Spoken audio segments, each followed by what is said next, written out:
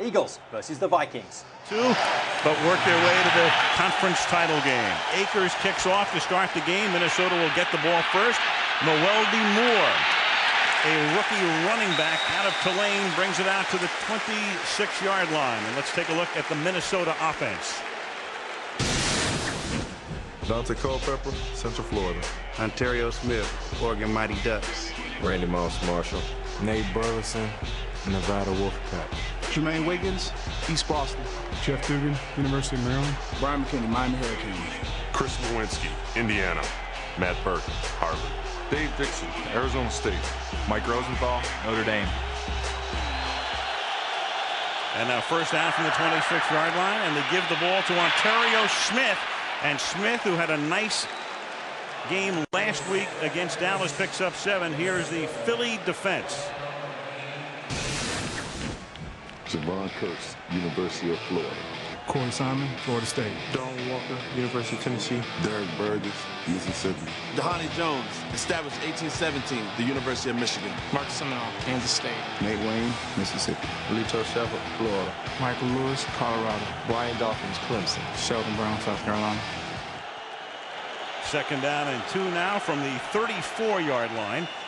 Culpepper quickly outside to Moss, and his first pass to Moss is for a short gain, and he's run out there by Lito Shepard. You know, that's one of the things they want to do, Al, is get the ball to Randy Moss early in the game. And this time you see him out here, and it's just going to be a quick type of thing. He started over in the left side, came in motion to that position. The corner is off him. They know that they only need 2 or 3 yards for a first down, so they can hit him with that quick pop. Moss last week was limited to 27 yards receiving, though he scored 2 touchdowns, and he threw a ball for 37 yards. Culpepper, after the play fake, rolling to his left and throws for a first down to Richard Owens, who had crossed the yellow line. As you see it, they're going to give him forward progress, and Owens is a rookie out of Louisville who picks up the first down tackle by Brian Dawkins. You know, you start your coverage towards Randy Moss, so then you fake the run to the side Moss is on, bootleg out to the other side. Now you're not only throwing against pursuit, but you're also throwing against the coverage because the coverage is rotating to this side here, and then you fake the ball to this side and bring it out to the back side. You see what they're doing to Randy Moss up there on top? They got him short, and then they have a guy over the top. They are not going to let him beat him deep. He is a guy who will get the attention of the defense on every play in every game. First and 10 from the 48-yard line. Culpepper buying time. Guns it over the middle. Caught at the 36-yard line by Randy Moss, and he picks up 5 more. So 3 consecutive first downs to start this drive. That good for 22 to Moss. They had a slot on that side. They put Randy Moss in the slot. You know, we've seen him line up in the left side. We've seen him on the right side. Here he's going to be here. He's just going to come up and run an in right here behind the zone. You see, he'll come up, gets behind that zone right there, gets in that hole between the linebackers and the secondary, always works back a little to his quarterback. Vikings have already picked up 44 yards on the game's opening drive. Back to the ground to Ontario Smith looking for room. And the second-year back out of Oregon picks up 3. Michael Lewis makes the tackle. Ontario Smith was suspended by the National Football League for violating the substance abuse policy, but he appealed. It's our understanding they're going to hear the appeal in early October. Then they can set him down for 4 games if he doesn't win the appeal. In the meantime, it enables Michael Bennett, their #1 back and one of the fastest guys in the league, to get healthy. He had a sprained knee, so if Smith has to go on the suspended list in October, at least the Vikings at that point get Bennett back. Good timing in terms of how this appeal comes down for Minnesota. Second down and 7 from the 27-yard line. As Culpepper to the outside hits Jermaine Wiggins, who's played in the last couple of Super Bowls, once as a Patriot and last year as a Panther. And like you say, Mike Tyson was telling us last night that he doesn't want to bring Michael Bennett back too quickly, so he's going to wait until after that bye, and he's not going to bring him back until the Houston game.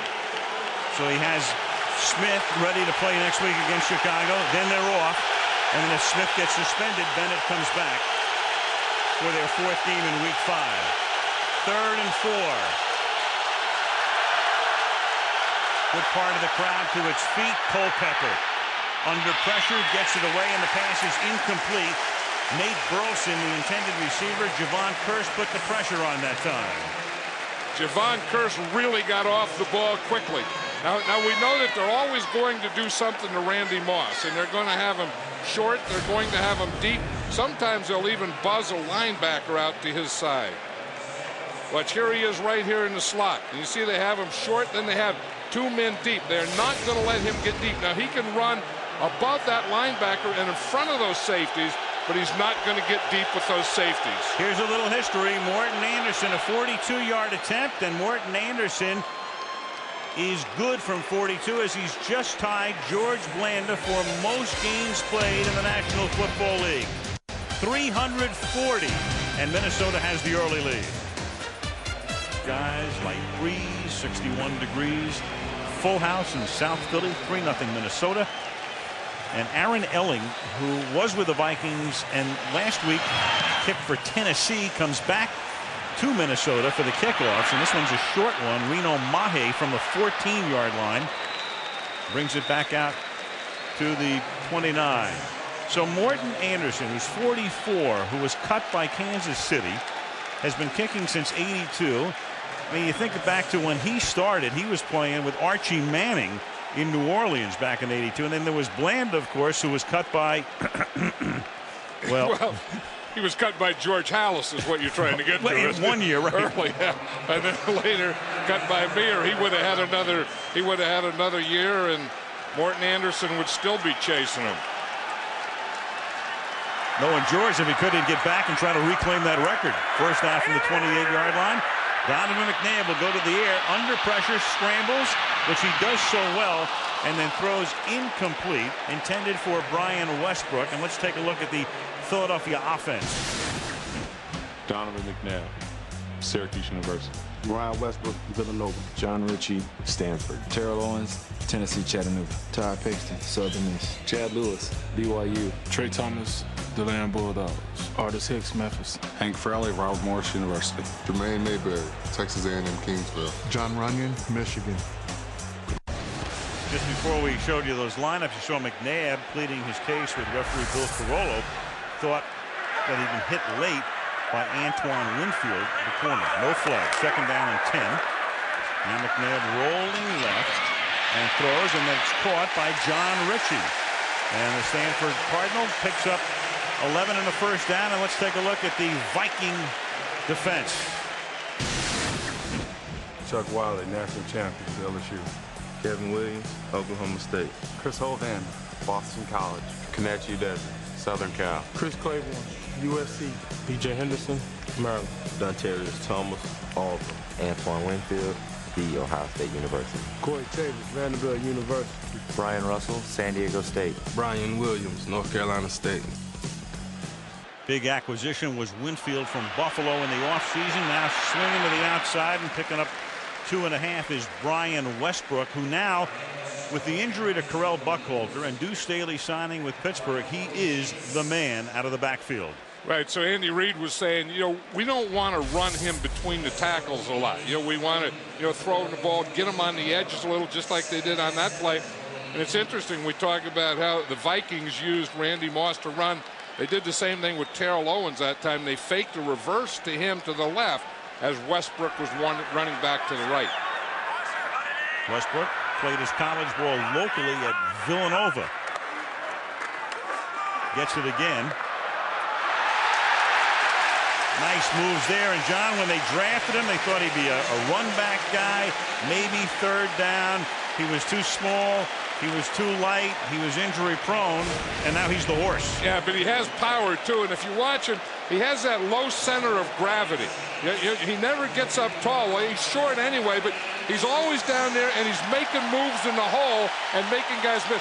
No one ever gets a square shot on him. Throws the ball right on the 50-yard line. 3-0 Minnesota, first quarter. Swing it out to Westbrook, and Westbrook comes close to picking up a first down. Antoine Winfield making the tackle.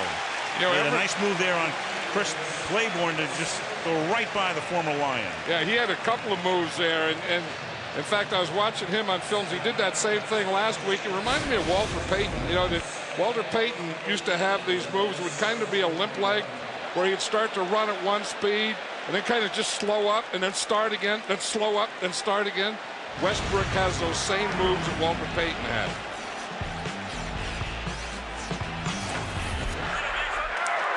Second and 1.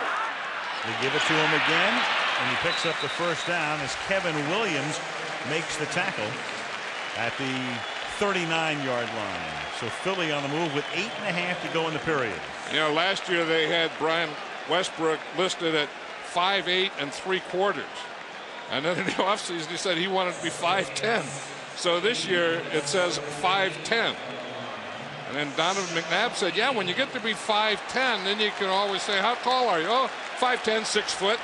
And that's what Westbrook is doing now. Second out from behind. Meanwhile, Kevin Williams took a knee to his head. He comes off for at least one play. McNabb fires over the middle, and the pass is incomplete, intended for Owens. Owens, the big offseason acquisition. You know, he was disenchanted in San Francisco. By the end, it was time for him to go. It was time for Garcia to go, and Jeff went to Cleveland. And the 49ers tried to trade him to Baltimore, but it was a contractual snafu and all of that. And then they were going to go to a special master about the contract. Anyway, Philadelphia stepped in. It turned out to be a three-cornered situation, and the big beneficiary, the Eagles. Terrell Owens told me the other day that he knew he wasn't going to go to Baltimore. He always knew that he was going to be here with the Eagles. Now Dorsey Levens, who had been with the Eagles in camp, and he was cut, the longtime Packer, was brought back in after the injury to Carell Buckhalter in training camp to back up Westbrook. And that's exactly what he's going to do. You know, you can't take a guy like Westbrook, who's a racehorse, and make him a workhorse. You just can't pound on him. So what Andy Reid is trying to do is every chance he gets, give him a break. But when you're playing a big game and you're playing in Minnesota, you're not going to get a lot of chances, especially early. Well, obviously having a few problems out there in Philadelphia. We're going to try and stay with it as long as we can. And hopefully they'll have that sorted out soon. Buying time, floats one into traffic, and the pass is incomplete. There's a flag thrown. Freddie Mitchell was the intended receiver, and oft times when you have that much time, there will be a flag thrown. It's going to be against Minnesota. The things that Mike Tice was talking about, you have to contain Donovan McNabb, and if he's going to scramble, it's going to be to his right. 26 defense. 5-yard penalty. That's Antoine Winfield. Antoine Winfield is a guy that the Vikings really want off season. You know, he's not a big guy, but he's a real tough guy. And you see him get up there, and he gets that jam early. You see he's up there, jam right there. He's okay. I don't know that there's anything wrong with that. I thought that was okay within 5 yards, didn't you? I didn't see what they saw. And then got his hands on him. McNabb was out of the pocket, so I don't know what that call was.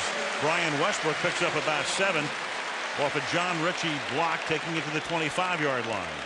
That's not a bad place to run off a John Ritchie block. John Ritchie is you know, a good lead blocker. You know, you're not going to run him a lot, and he's not going to catch a lot of passes, although he can catch passes, but he's a good lead. Right there, you see him, he gets into his guy, kicks him out. Westbrook is right in behind him and just cuts right off his lead block. First down at the 25-yard line. This drive began at the Philadelphia 28. 3-0 Minnesota with 6.5 to go in the opening period. And McNabb to the right side hits Westbrook at the 20. Slips a tackle, takes it to the 11-yard line. So Westbrook has carried 4 times for 22 yards. Caught 2 balls for 22 yards. And Antoine Winfield is the guy who couldn't make the tackle on him. Well, they catch him on a blitz. They bring Chris Claiborne, the linebacker. You see him come, number 55. You see him come from the outside, and Westbrook, instead of blocking him, he goes up like he's going to block him, just fakes, and there's no one to cover him. That was good pass protection by the by the Eagles offense. 1st and 10. Now they split Westbrook wide to the left. There he is at the top of the screen. Nobody in the backfield. Man goes over the middle and underneath, and it's caught by L.J. Smith, the tight end. Touchdown.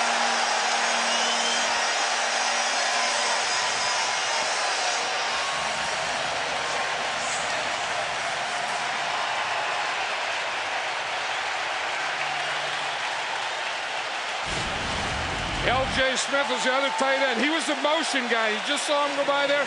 He started on the left, came in motion to the right, and then came back in the left. I was watching him practice the other day, and most of their passes, when they got inside the 10-yard line, are to L.J. Smith. David Akers to try to tack on the 7th point. What a difference a year makes. In the opener here on a Monday night last year in L.J. Smith's first game as an Eagle, he dropped one. This one he catches. Touchdown Eagles, 7-3.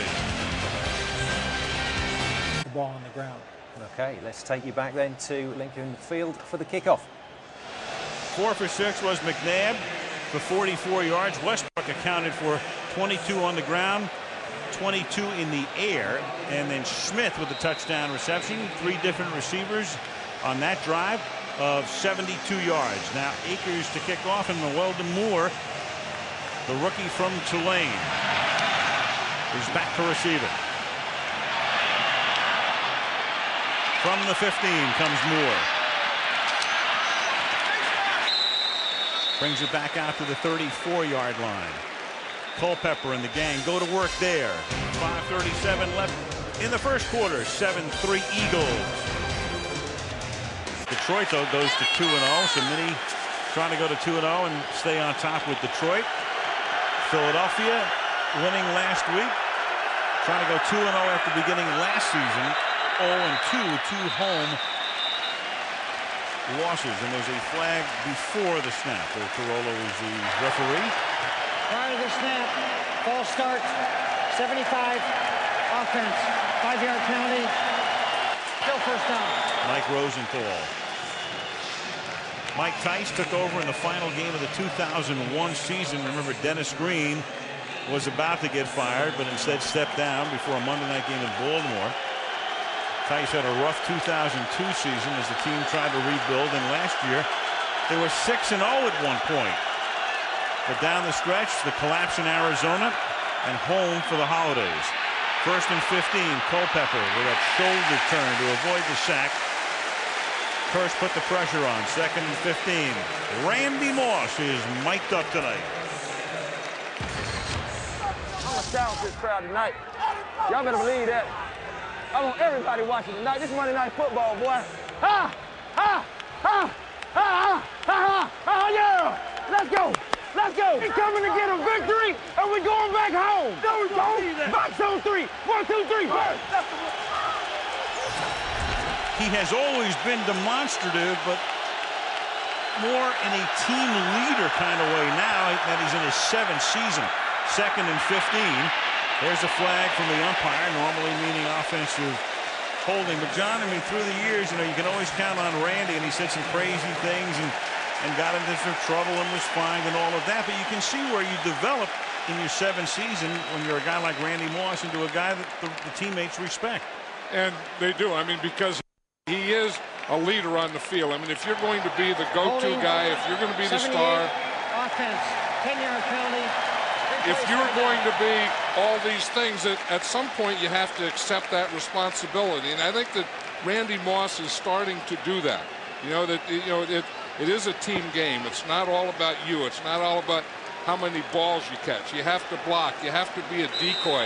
In fact, Dante Culpepper was telling us last night that, and he means it as a compliment, he said Randy Moss is the best decoy in all of football.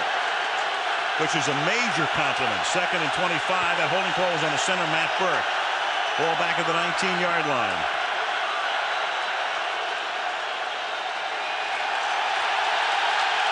Play clock to 2. Ontario Smith turns it back upfield to the 30-yard line. Tackled there by Michael Lewis. He's about 14 yards shy of the first with under 5 minutes to play in the period. You know, one of the things that they like to do is run to Randy Moss's side. You see, here's Randy Moss. Now you have a corner here, and you're going to have a safety deep, so you're not going to have any force or support to this side. So they not only want to throw the ball eventually to Randy Moss, but they want to run to his side because they know if you can get out to that corner, you're going to get a soft corner. 3rd down and 14 now from the 30-yard line.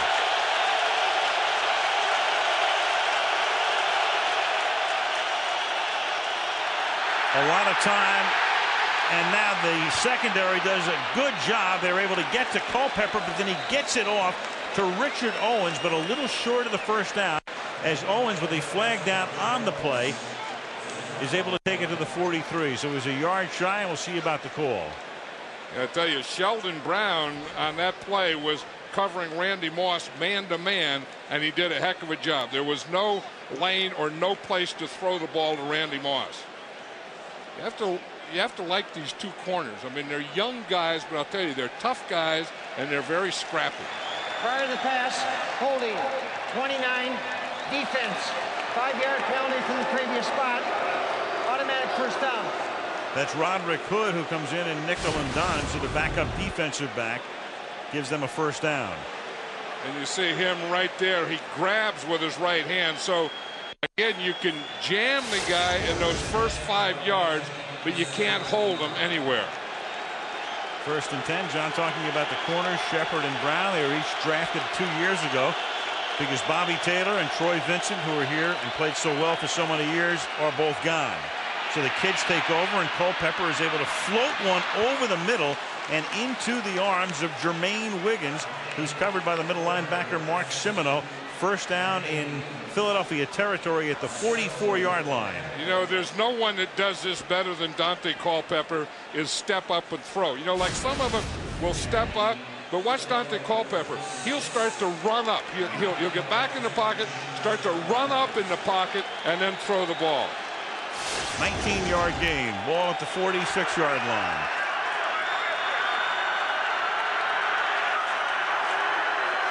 Culpepper to Ontario Smith, and the defense comes up to take him down. Hugh Douglas, and that's the chant you're hearing. Hugh, who played with the Eagles, and then the Eagles let him go. Jacksonville paid him a ton of money, and then he comes back for a lower contract, but you know, he starts his career here, he'll end it here too. And right, he starts out in a 4-point stance so he can stay low.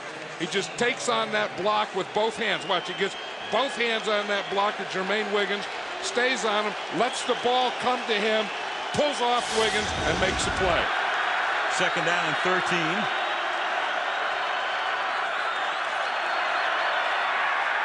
Culpepper, Wiggins, and Wiggins is a yard shy. You know why I love the Philadelphia fans? I mean, in every sport, they get every subtlety. When they chant Hugh Douglas's name, normally when you go you or whatever, it's a play that the guy makes in an open field, and there's no question.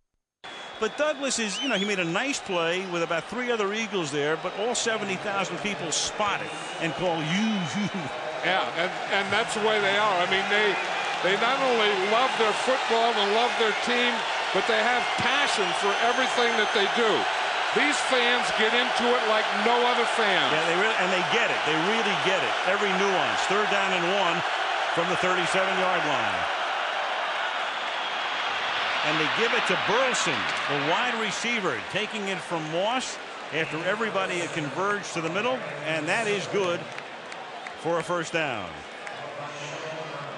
I thought Jerome McDougal was offsides for the Eagles. I did too. It looked like right there. It looked like someone jumped there. In fact, he did jump there. They just missed that. Now this is an end around. You know, a reverse is when you hand it to one guy and then he hands it to the other guy. This is just the end around. And here, again, you want that soft corner. You want those guys where they're going to double, and you run at those guys because you know they're concerned with Randy Moss. Eagles show blitz. They run it through the Vikings.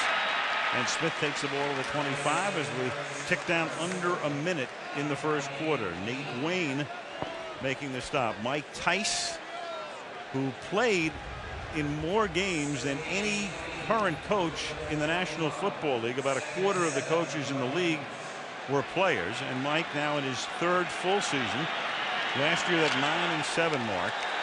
In the final year of a contract, Mike at the moment is the lowest paid coach in the league. But if they have a lot of success this year, that won't last. He's he's about $750,000 right now, which is 32nd out of 32. And 3rd down and 7. That's caught Moss, and Moss will step out of bounds. It was a 2nd down play, and Moss picks up the first at the 15-yard line. Yeah, it was interesting. Randy Moss starts over here on the left side, and I think he started to run a slant pattern.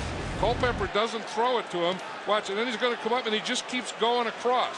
See, I think at first it was a slant, and then he saw that zone, and he just kept running, and caught it over on the other side of the field. Of course, at some point, you don't have to run out of bounds. You can turn that thing up. But I think he felt that he had a 1st down. Vikings scored first, got 3 on the board. Philly answered with 7. Now the Vikes are marching again. End of 1. 7-3 Philadelphia. Monday Night Football resumes after this message and a word from our ABC station. Second quarter. Marcus Robinson. Robinson, longtime Bear. Last year played in Baltimore. Culpepper stepping away and runs out of bounds at the 13-yard line. Again, Randy Moss is mic'd up. Yeah, hey, Lenahan.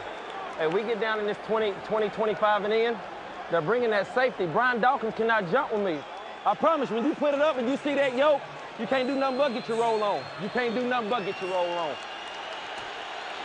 He calls his offensive coordinator by his last name. He calls himself Moss. Yeah, or 84. And get your roll on. This is where you want to get your roll on in these next 2 downs.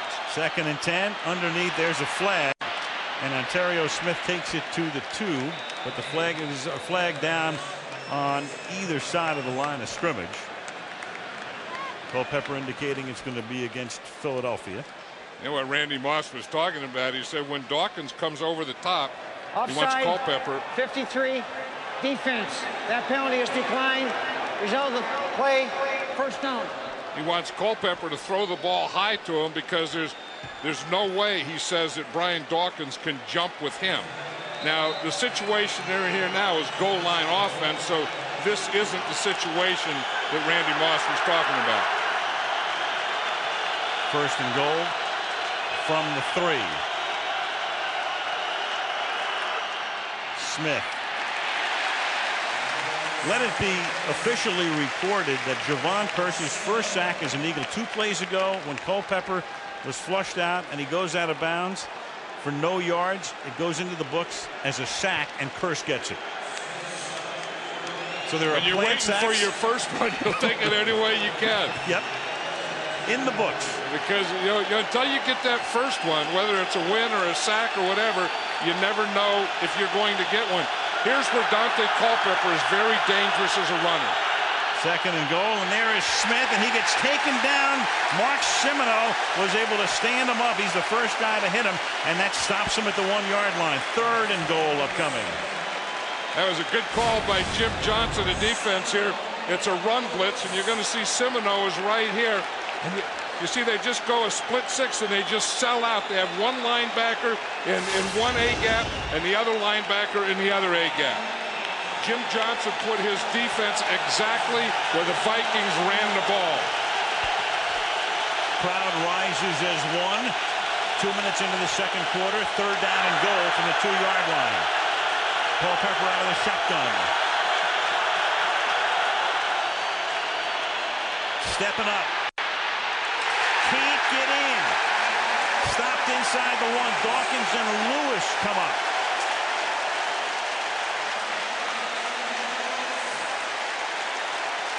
Andy Reid was telling us yesterday we're looking for the quarterback draw inside the 5-yard line. And it looked like he changed his mind. It looked like he was starting up there in some kind of an option. Dante Culpepper looks like he stopped and he was going to throw the ball, and then he started to run again. And I'll tell you, the Philadelphia Eagle defense has always been good tacklers and always played goal line defense very well. Tice is going to settle for a field goal attempt. 19 yards, Anderson bangs it through. So not a classic quarterback draw. A little bit of an option, as John says, but when you're looking for the draw, you can come up and stop them. And they do. And they have the lead by 1. 7-6 Eagles. 7-6 Philadelphia. You know, John, it wasn't a black and white thing. There's enough of a gray area. Tice had an interesting call to make there. #1 offense in the league last year, 4th and goal inside the 1, but he elects to go for the sure 3. I think on 2nd down he went for the run and ran right into that run blitz, and on 3rd down he figured he was going to let Dante Culpepper run it, and if that didn't make it, he was just going to kick a field goal. And that's what he did, as J.R. Reed takes this kick back to the 27-yard line. So 3 minutes into the second quarter in Philadelphia. Eagles 7, Vikings 6. Rosenthal, the right tackle for Minnesota, is being carted off. We'll get a report on him as Donovan McNabb on the first play of this series hits Owens, and Terrell Owens makes his first catch of the night. The former 49er takes it up to the 43-yard line. It's a 15-yard gain. You know, we were talking to Ted Cottrell, the defensive coordinator of the Minnesota Vikings. He said the biggest thing with Terrell Owens is tackling him. He said, you know, he's going to catch his passes. He's going to get open and he's going to catch him. But when he does catch him, we have to tackle him right there. The Vikings did a good job of that. College ball at Tennessee. Chattanooga for the 30-year-old Owens from the 43-yard line. This is Brian Westbrook for a gain of 1. Terrell Owens coming over here, and we talked about that trade originally to Baltimore, but he didn't want to go there. He wanted to come here with McNabb. And Andy Reid, you know, talked to a number of people around the league, including Greg Knapp, who was the offensive coordinator at San Francisco and is now with Michael Vick in Atlanta. And there was that famous scene where he's berating, Owens is berating Knapp on the bench in San Francisco, but Knapp said, he's all right. We're going to like this guy. 2nd down and 9. And it's caught out here by Chad Lewis, who comes very close to a first down at the 48-yard line. The Eagles, over the past couple of years, had trouble with the wideouts. So take a look at that. Their leading wide receiver last year, 49 catches, James Thrash. And you can see what Owens has done on the left compared to what the Eagles' leading wide receiver has done on the right. And it continues there with a look at how many times he gets into the end zone. Terrell Owens is a #1 receiver. The Eagles in the past years have been playing with #2 receivers. Almost a mini jump pass over the middle, caught by Chad Lewis. So McNabb quickly goes back, throws a jumper over the middle, and that's a first down, moving the chains to the 33-yard line. Not a play you see a lot. You know, you'll see that in Donovan McNabb, though. You know, he was a basketball player at Syracuse, and you see a lot of basketball mixed in with his football quarterbacking. You see the blitz coming up the middle, so he knows that he's going to have the tight end right where the blitzer left. Fall-away jumper. That's exactly what it is. 33-yard line. McNabb over the middle, a little off balance and incomplete. Crowd wants a flag, so does L.J. Smith. None. 2nd and 10. You're talking about Terrell Owens wanting to come here, and again, because of Donovan McNabb. I mean, he felt that Jeff Garcia at San Francisco couldn't get him the ball, couldn't throw it deep. He wanted to go to a place where a guy could throw the ball and could throw it deep, and he has the guy here in Donovan McNabb, and they seem to be getting along fine. Terrell Owens is so big and so strong and so powerful. I'll tell you another thing about him. He has a great work ethic. 2nd and 10. Little toss back to Westbrook. Slips one tackle, but not the second, though he does come close to the first down. He's about a yard and a half shy. Tackled there by Brian Russell. We're talking about Owens, John, and, you know, phenomenal physique, tremendous work ethic. Andy Reid's at 2% body fat. I don't know if that's right or wrong, but you get the point. And yet, remember we had this meeting with him last year in San Francisco? He comes into the room with a bag of potato chips. Go figure. Yeah, well, you know, when you're young like that, you know, you can put a lot of things in your body because you're working so hard and you have that young metabolism and all that. He won't be eating like that and looking like that 10 years from now. Third and the deuce, and that's caught over the middle, and a first down there as Greg Lewis makes the catch, and he picks up a first down at the 20-yard line. When you get guys like Owens and Kirshner, you and I were talking this week about you can have a hangover after a bad game at the end of a season like Minnesota had against Arizona, or if you keep getting to the championship game, you would think, remember what happened like in the Super Bowl to Oakland the following year, losing to Tampa. But you don't see that with this Philadelphia team. No, and I don't think that Andy Reid is that kind of coach that's going to let it happen. I mean, he knows that he's very close. He doesn't want to foul that up. He just wants to improve it a little, and I think that's what they've done. Pass incomplete, intended for Chad Lewis. Of course, when you lose 3 championship games in a row, there are people who want you out. So there are all kinds of rumors that Reid was in trouble, and Jeffrey Lurie, the owner of the team, said, yeah, he's in so much trouble we're going to extend his contract about 4 more years. And I agree with Jeffrey Lurie. I mean, when I heard Andy Reid is in trouble for losing 3 championship games, I said that's the dumbest thing I've ever heard. If you're going to fire someone, you fire the guy that wins 2, 3, 4, 5 games. You don't fire a guy that year after year gets you to a championship. You don't make him a scapegoat. 2nd and 10. Westbrook for a gain of 3. Let's check in with Michelle. Well, you're talking about the Reid's new contract, and I call it the Reid's because Tammy had a little something to do with it too. Andy came home and said they've offered me a 3-year extension. She said nope, got to do 4 years because in order to get all our kids through school, through their senior year of high school, we need 4 years. Their youngest, Spencer, will have graduated from high school in 4 years, not in 3. So Tammy wielded her influence. She got what she wanted, Al. I wonder what her commission is. Tammy Reid will always get what she wants. Who's the boss in that family? I'll guarantee it's not Andy. 3rd down and 7. Flip outside to Owens. And all those white shirts converge on Terrell. No place to roam. Lost back to the 19-yard line. Winfield got there along with the rookie Udeze, and that'll set up a field goal attempt. Yeah, you think in that situation you're looking for one-on-one coverage.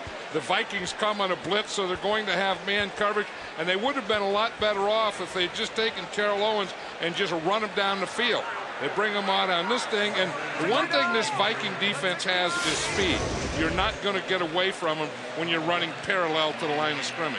37-yard attempt. 2 left-footed kickers in this game, Anderson and Akers. Detmer puts it down, and Akers' kick is just inside the right upright. Each team's first couple of drives resulting in points. 10-6 Philadelphia. Like that. Give me the damn ball. That was Keyshawn Johnson's line, but both these guys are bigger than Keyshawn Johnson and better. Never seen that look on Bill Parcells before. Noeldy Moore, I mean, you can take merchandising to a ridiculous degree. Bill, next Monday, no visor. Concur, John? Right. Maybe he has to wear that to keep all the brains in. How about a Stetson? He's still looking for his first sack, and he's not going to get it now because he's not in there. Not at the moment, but he's going to face a new right tackle on 1st and 10 when he does come in. The pass is dropped. Rosenthal is out. Adam Heyer is now in at right tackle, and the story on Rosenthal now as we go to Michelle. Yeah, you're right, Al. He is out, Rosenthal, with a sprained right foot. His return is doubtful. He had signed a 6-year deal right before the season began and put this on top of the loss of Jim Kleinsasser last week, and this hurts the Vikings' pass protection. Al? And a look at Rosenthal right there and how this happened. Yeah, he was just blocking Javon Curse, and Curse just took him straight back, and it looked like his foot collapsed. 2nd and 10, and Culpepper is a tough dude to bring down. And the pass is incomplete at the 50-yard line. He tried to get it to Moss, and Lito Shepard was there covering. When you try to bring down Culpepper, as McDougal did there, you're looking at a guy who's 264 pounds. Right, so he's as big as a lot of defensive ends and linebackers. And they go and tackle him, or they go to tackle him, and they just bounce right off him. The thing that they do, though, with Culpepper is they will try and strip him. They will go after the ball because He will fumble. 3rd down and 10. Culpepper out of the gun. Culpepper on 3rd and 10. Flushed out across the field, across his body, a dangerous pass, and he's lucky that Michael Lewis didn't pick it off and run it back a long way. Yeah, that's one thing they always tell you. If you're rolling to your right, if you're rolling right or left, don't throw the ball across the field or across your body. But if you weigh 264 pounds and you're a quarterback like Dante Culpepper, you can get away with it. But not a lot, because you leave that ball in the air a heck of a long time. First punt of the game right now. Darren Bennett from Australia, kicked with San Diego for a lot of years, had a bad week last week, and that's an ugly looking kick here. Short. Mahi goes back to field it at the 35-yard line, and he's met immediately at the 37-yard line by Larry Ned. Tick under 6 minutes to go. Opening half as the Eagles towel off, and they're on top. Philadelphia 10, Minnesota 6.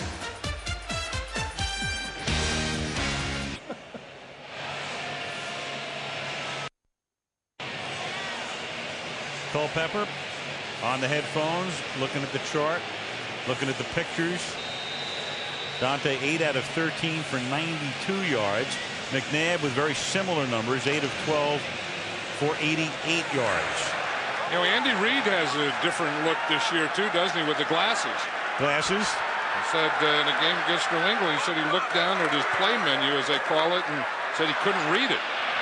Also a little overdressed for 61 degrees, but a good play call right here off that chart. Brian Westbrook fumbles the ball, and the Vikings recover before it goes out of bounds. Lost the ball. It started to bounce out of bounds, and then Brian Russell is right there to alertly recover for Minnesota. And Brian Westbrook is saying that he was down before the ball came out, and like, we're probably going to have a challenge, because every time you have a fumble now, you tend to have a challenge. First down. So that ball was punched out of there, though, before anything went down. Brian Williams punched it out. Brian Russell recovered it. Now, before Reid would challenge this, the coaches are looking at it upstairs, and somebody's got to make the call and say, Andy, challenge it, but nobody's done that yet, and they realize that it is a fumble. Right, and no one should do it, and no one has done it. From the 43-yard line right now, it is a botched handoff as Culpepper got too close to Ontario Smith, but Minnesota is able to recover it. Sam Rayburn was able to knock it loose. Culpepper got too close to Smith on the handoff, but Minnesota is able to recover the football. You expect these things to happen in the first couple of minutes of a game, not the minutes just before the half. It's usually when, you know, teams are all fired up and they're a little too excited, things like this happen. Watch it here. Dante Culpepper is going to start out, and you see he looked like he thought Ontario Smith was going to go out wider. Ontario Smith was reading the defense, and he started to cut in. One thing the running back can't do is he can't reach for the ball. He just has to open up the basket and let the quarterback put the ball in there. Ontario Smith has a habit of reaching or grabbing for the ball, and I think he did a little of it on that one. Smith's fumbled. Crowd doesn't like the call. Crowd thinks the Eagles should challenge it, but you're not going to win a challenge here, because how in the world can you see the bottom of the pile with all of those bodies? So Reid is discussing this right now with Carollo. I mean, you could challenge this, but there was such a pile, and the headlinesman came in right away and said possession of the ball belongs to Minnesota. And how in the world, with 100 replays, even with a replay from a golfer's angle, could you tell? That's what we need. Yeah. Did you watch the Olympics? Right. The swimming? Yeah. You know how they had those There's cameras no underneath? on the play. That's what you'd need for that replay. Yep, you'd have to be underneath looking up. So they went over, and then Reid had thought about challenging, but Carollo said, well, you know, you're going to not win this Second down and 6. There's no evidence. It was ruled a fumble, recovered by Minnesota. No challenge. Second down and 6. 47-yard line. And Smith gets taken down behind the line of scrimmage. Dhani Jones comes in there. And also the recovery of a loose ball is not challengeable. Right, and the guy that recovered that was the guy that was in for Rosenthal. It was Heyer. Adam Heyer was on the bottom of that pile. He was the guy that tackled to the side of the run, and he was the guy on the ground, and he was the guy that got the ball. Third down and 8 now. 4.5 to play. Philly on top 10-6.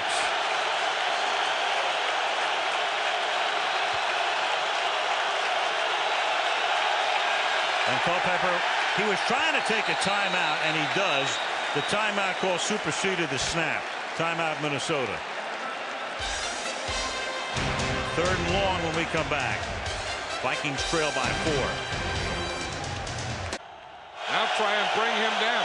I think here he ought to be going to Randy Moss. Third down and 8. That's Moss at the bottom of the screen.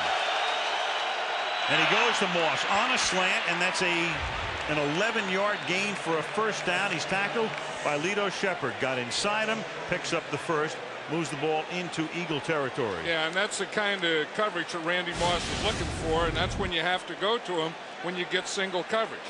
Here he is on Lito Shepherd, and he just runs the inside slant to get the first down. But you would think the way the Vikings play, if they see single coverage, and I know that was a third down, they wanted to get the first down, but when they see single coverage, I think you have to go deep to Randy Moss.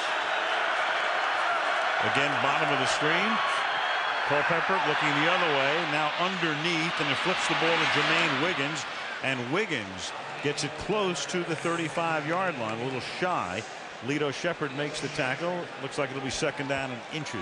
Yeah, I think what Dante Culpepper was talking about when he said Randy Moss is the greatest decoy in football. You see, when he goes deep, he takes everyone deep with him, and then you can throw underneath. You see, he's going out there to the right deep. Culpepper comes back. He knows that the coverage is running off with Randy Moss, so he just throws it underneath to that side. Second and a short 1.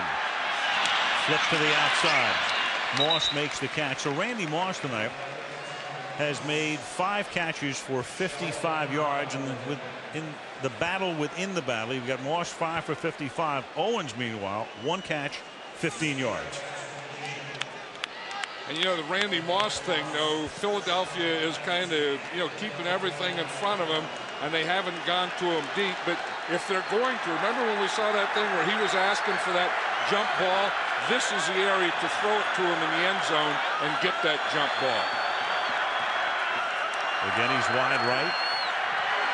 Culpepper is going to throw to the left side this time to Smith. And Smith gets taken down in the flat by Nate Wayne at the 26-yard line. Again, that's the thing that they try and do. We talk about, you know, you get into Randy Moss, you get the double coverage over to this side, you get the roll. So what the Vikings are doing now is just kind of throwing under it. You know, if they want to stay deep, if they want to get back, if they want to worry about the deep pass, we'll throw it short underneath. Mike Tice, 6'8", was a quarterback in his college days at Maryland. 2-minute warning. The 2-minute drill. It is second down and 7 at the 26-yard line. Philadelphia up by 4.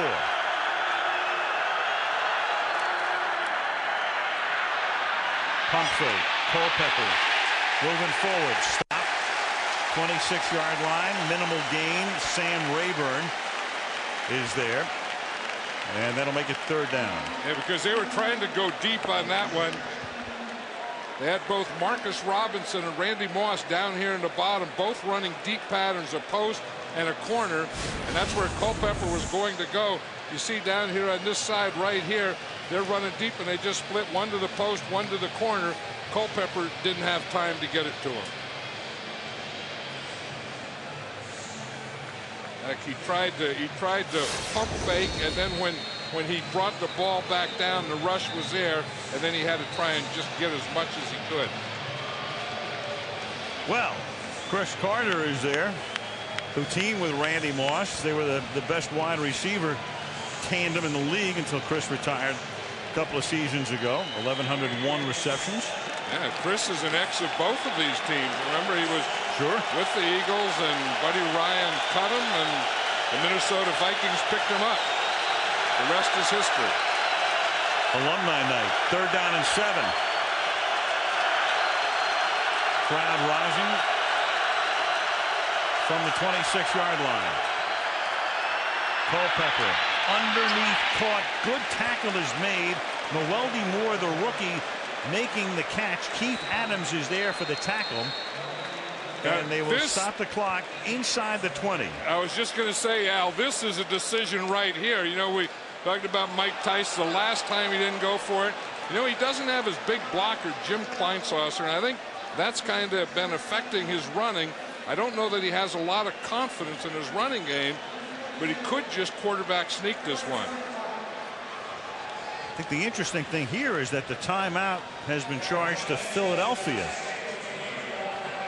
They're going to figure if you're doing that and you're Andy Reid, you figure you're going to kick a field goal. I mean, that has to be his thought right now.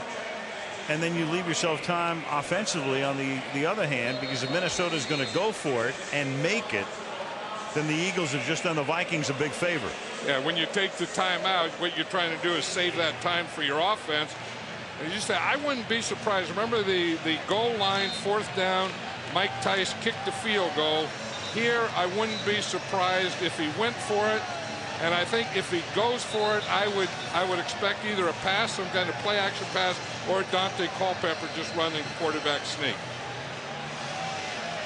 Well, the field goal unit is not coming out. It's going to be Culpepper now on 4th down and 1 at the 20-yard line. They come up with 3 tight ends, and that's an interesting offensive formation in as much as Jim Kleinsasser, their #1 tight end, is hurt and not playing tonight. 2 rookie tight ends plus Wiggins, Ontario Smith in the backfield, and Moss in motion on 4th down and 1. They fake it to Smith. Culpepper flips it to one of those tight ends, Richard Owens, and Owens takes it down to the 1-yard line. So with Kleinsasser out, they go to the bench. They have Jeff Dugan, a rookie from Maryland. Owens is a rookie out of Louisville. They get 19 yards on a 4th and 1, and it's 1st and goal. Yeah, you felt that their running game really wasn't going that well. The Eagle defense sells it out on it. They fake it to the left. Culpepper bootlegs to the right, and he has a wide open tight end. I thought they'd either do that, either play action pass or quarterback sneak, because they really don't feel confident in their running game. Well, we knew Owens would have a big night. We just didn't think it would be Richard Owens. 1st and goal from the 1-yard line. Fake to Smith again. Culpepper avoids the sack. Dante's going to run it in, and he fumbles at the goal line. The question is, did he get in with possession? He was very close to getting in. Let's see who recovers it. I don't think he got in with possession, because one of the officials would have signaled touchdown if he did. Philly has it. It's challengeable. If Tice wants to challenge the call, he can. Take a look. Did he get across? Did he get to the goal line with possession? It's where the ball is. Does the ball cross the goal line?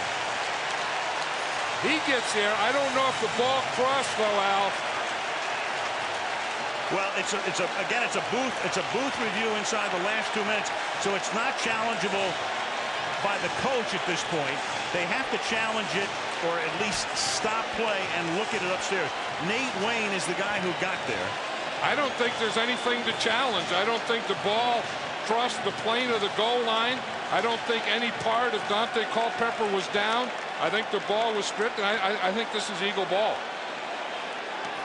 It's not, you know, when a touchdown is just getting the nose of the ball to the front of the goal line. That would be good enough. Right. Any part of the football, if it breaks the plane of the goal line, it's a touchdown.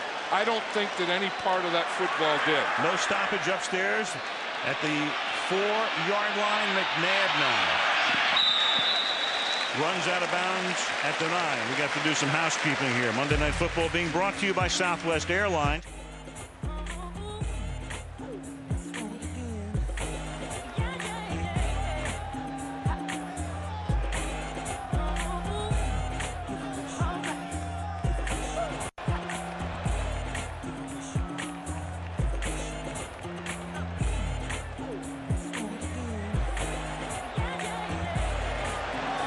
Officially, the replay booth concludes no touchdown.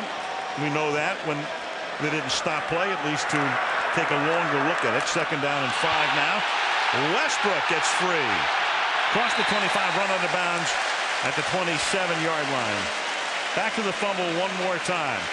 He gets there, then the ball gets turned around, and if the nose of the ball would just get to the front of the goal line, it's pretty close.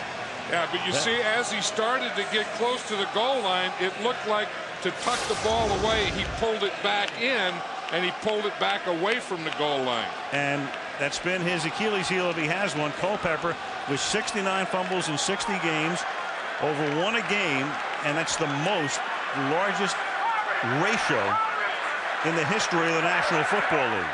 And the defenses know that, so they all go after it when he carries it. Meanwhile, McNabb, who almost never fumbles, gets sacked back at the 16 by the rookie out of USC, Kenichi Udeze.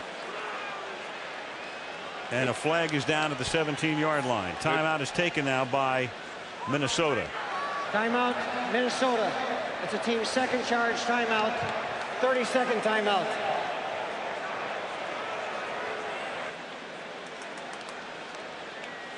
Meanwhile, Nate Wayne was the man who stripped that ball. Nate Wayne is the kind of guy who saves his best for Monday Night Football. He has had, as a Packer and as an Eagle, some tremendous games on Monday night. And he didn't even play last week, and he had a hamstring pull, and he wasn't sure if they were going to play this week. And you know, when Monday Night Football comes down and Nate Wayne is on that team, he's going to play that night, and not only play that night, but play very well that night. Take a look at that. 4 picks, 3 fumble recoveries. But really, all you need to know is this guy in 2 years has been on the horse trailer twice. That's all you have to do is just look at the old horse trailer. It's as simple as that. And then go muck a stall. 2nd and 21. That's Brian Westbrook on a screen. And he's out of bounds up at the 30-yard line, short of the first down, 17 seconds.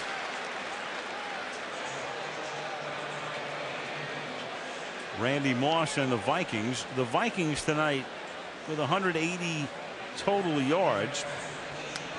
Pretty good figure through 1 half, but only 2 field goals to show for it. Yeah, they got down there one time, and then they had to settle for a field goal when they're down on the 1-yard line, and then obviously the last time they were down there, they had to fumble. Mike Tice behind the scenes, and Jim Belushi is in town. According to Jim, we'll find out, according to Jim, what he thinks about this first half. 3rd down and 7. McNabb stepping up, throwing on the run. Very proficient when he's moving forward. Freddie Mitchell makes the catch, and McNabb's going to take a timeout.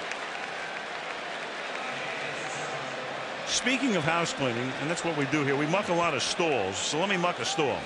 We were talking about the horse trailer last week, and the game it got to the end, and a lot's going on. So John, we forgot to put the guys on the horse trailer. So there is the starting offensive line for the Green Bay Packers, who did such a tremendous job last week. Ahman Green had a great night in Carolina. So a posthumous horse trailer. Right, and those guys controlled the line of scrimmage, and they blocked for Ahman Green. They gave Brett Favre time.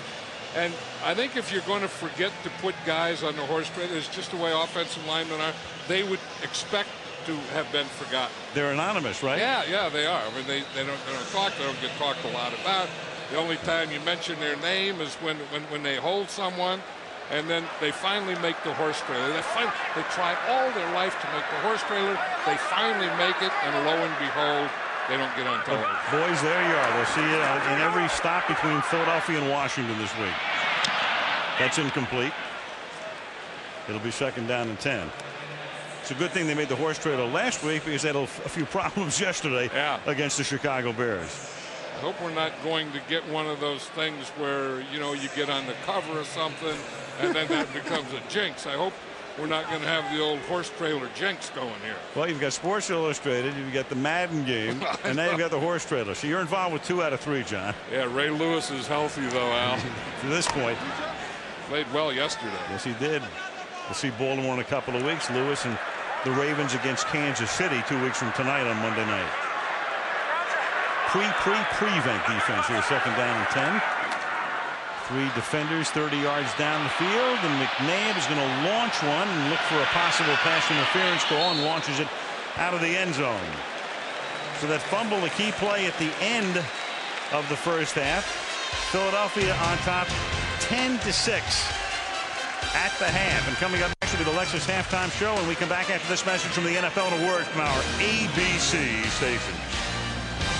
Game, and that belongs to the Eagles. You're right, and Minnesota was down on the goal line twice. The first time they didn't go for it on fourth down, had to settle for 3 points.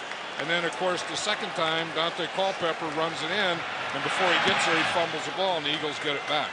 Aaron Elling kicking off. Philadelphia takes the ball to start the third quarter. This is J.R. Reed. Gets a couple of nice blocks, and J.R. Reed gets it into Minnesota territory. And no flags on the field as we go to Michelle. Spoke to Andy Reid coming out of the locker room at halftime. He told me that he's happy with his running game. He said turnovers are his big concern. You saw what they did in the first half. Meanwhile, Mike Tice told me he wants his defense tackling Brian Westbrook higher, bringing him down. He wants him to finish drives on offense, but he said 10-6 on the road. We're okay. We'll take that. Al? And he's got the pencil in his ear, so that means it's really okay. I love that look. Because he doesn't have the headset on. See, when the headset goes on, the pencil comes off. But Brian Westbrook is a tough guy, though, to tackle high. I mean, you know, he's going to be underneath any high tackle. I don't really agree with that. McNabb under pressure, slips it underneath to Ritchie, and he gets taken down, but not before he picks up a first down to the 32-yard line. E.J. Henderson, the middle linebacker, making the stop. And let's take a look at the numbers. Not much rushing. Philadelphia with an advantage there. Vikings with an advantage in passing. But as you can see, just a 1-yard difference and 1 turnover for each team. And the Vikings one was critical. You know, one of the big things for the Eagles to me is Terrell Owens has only caught 1 pass. And I think for, you know, all the hoopla and everything surrounding this, he has to, in this second half, become a bigger part of this Eagle offense. Minnesota's Richard Owens has caught 2 passes. And this is L.J. Smith, who scored the only touchdown of the game. The tight end takes it for a gain of about 5 to the 27-yard line. Yeah, that's the thing I like about Donovan McNabb. You see him in a game, it's a little like Brett Favre. You know, it is a game, and you can have fun, and you can smile, and you can laugh. And Donovan McNabb, when he quarterbacks a game, he has fun doing it. McNabb coming off a game last week in which he threw 4 touchdown passes against the Giants. Owens caught 3 of them. Second down and 5 from the 27-yard line. Westbrook. Boy, nice slip moves right there. Just has a feel for it as he picks and pokes his way for a first down at the 21, and he lost the ball, but not until the play was over. And watch, Mike Tice was saying they have to tackle him higher. How are you going to tackle him higher? I mean, he's probably less than 5'8". I mean, there's no high there. I mean, you go up there and it's all low. I mean, he has a very, very, very low center of gravity, and you can't get above a low center of gravity. And it's hard to get below a low center of gravity. That's why he's so good. First and 10, ball at the 21-yard line. It's a backwards pass, and Mitchell can throw it. He looks to throw it. Can't find anybody, so he flips it back to McNabb. And McNabb gets inside the 15, and the crowd loves every moment of that one. Yeah, but I'll tell you, the guy that doesn't love it is McNabb. I don't think... After you throw that ball to one guy and you want him to throw it to the other guy, you don't want the other guy to be you. I mean, he kind of puts him out here. I mean, one thing about McNabb, he will stay in the game. I mean, he's asking for the ball here. See, and he's hoping to get a block from one of his linemen. Old Hank Fraley is finally getting out there, and they kind of form like a screen in front of Donovan McNabb. You know, the officials are conferring, and I'll tell you what's going on here. If a quarterback takes a snap in the shotgun, he can be the recipient of a pass. But if you take a snap from under center and you do what he just did and threw it to Mitchell, and that's why you've got a challenge here. And this is a challenge that figures to be won. I'm not sure why it even has to be challenged. The officials should know what the rule is and should have ruled it illegal to begin with. But for the moment, Tice is going to protect himself and his interests by at least challenging it. Yeah, you're right. When the quarterback takes the ball up under center, then he can't be a legal receiver. And it shouldn't be left to Tice to challenge this. because this is a call the officials need to make on their own without having to go to any kind of a replay, because Tice has to be saying, you know the rule, if you take a snap from under center, you can't be a receiver. So the only thing they would have to look at would be, did he take the snap under center, which we know he did. After discussing the play with the crew, it's been determined the first pass was backwards, which is legal. However, the quarterback was in a snap. was not in the shotgun. He was not in a shotgun position. Therefore, by rule, number 5 is ineligible. It'll be a 5-yard penalty. So that's why the crowd didn't, you know, when Carollo had to hesitate, the crowd didn't care about what the rule was or the explanation. They just knew the play was coming back. Right, and you were right. There was no challenge there because there was a flag on the field. Now, when that yellow flag, the red flag was a challenge flag, I'm not exactly sure when the yellow flag came out. Well, the yellow flag came out at the end after they discussed it. There was no penalty, so that's when Tice, who knows the rules, said, hey, look, guys, I've got to at least stop it. I've got to stop the action to challenge. And then when they went over there, Mike said, I'm sure, to the official, look, you know, guys, you know he took the snap under center. There's nothing to look at. And then Carollo, they eventually got it right. The crowd didn't want to hear what the explanation was, but they got it right. So after all that, no play, 1st and 15. Right, and Donovan McNabb at no time should have been that receiver, nor did he want to, but then at one part he looked like he was asking for it, though. At the 26-yard line, 1st and 15. McNabb throwing, caught, 20-yard line. That's Owens, second catch of the night. Antoine Winfield made the tackle. Mitchell has thrown before on Monday night. Go back to last December. This taking place in Miami. Good pass right there. Westbrook caught it in the end zone in Miami, and Philly went on to win it. And that's the same type of thing that they were trying to do, but the Viking defense got up the field, and he wasn't able to throw it when he got out there. 2nd down and 9 at the 20-yard line. McNabb running inside the 10 to the outside. Touchdown as he prances in.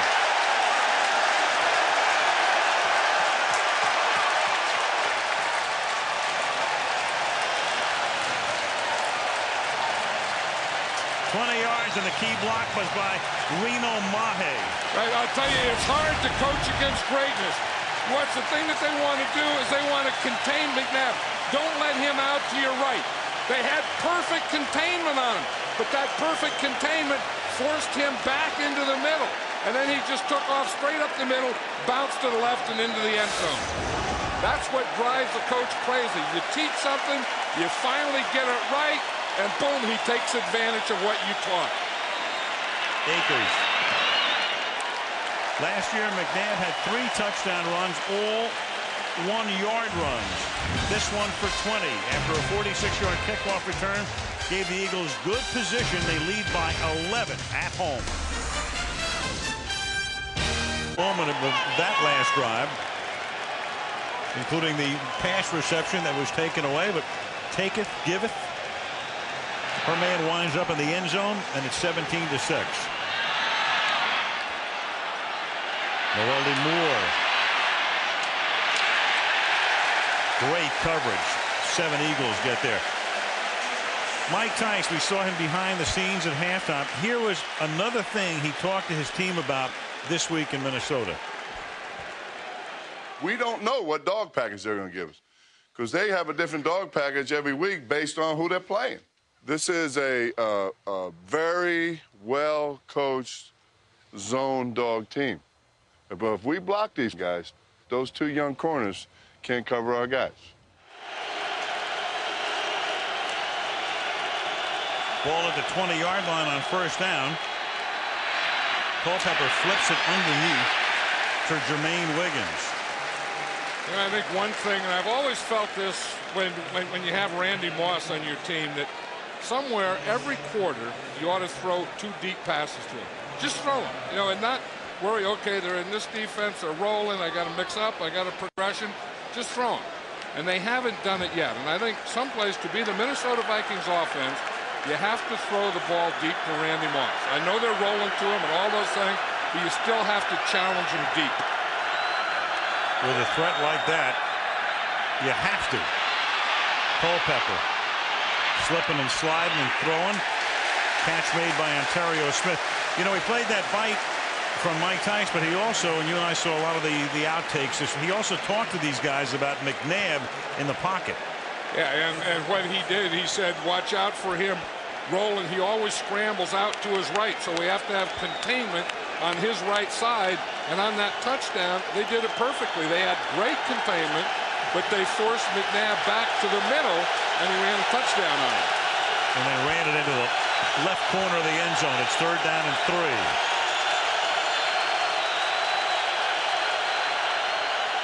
Short drop, quick flip.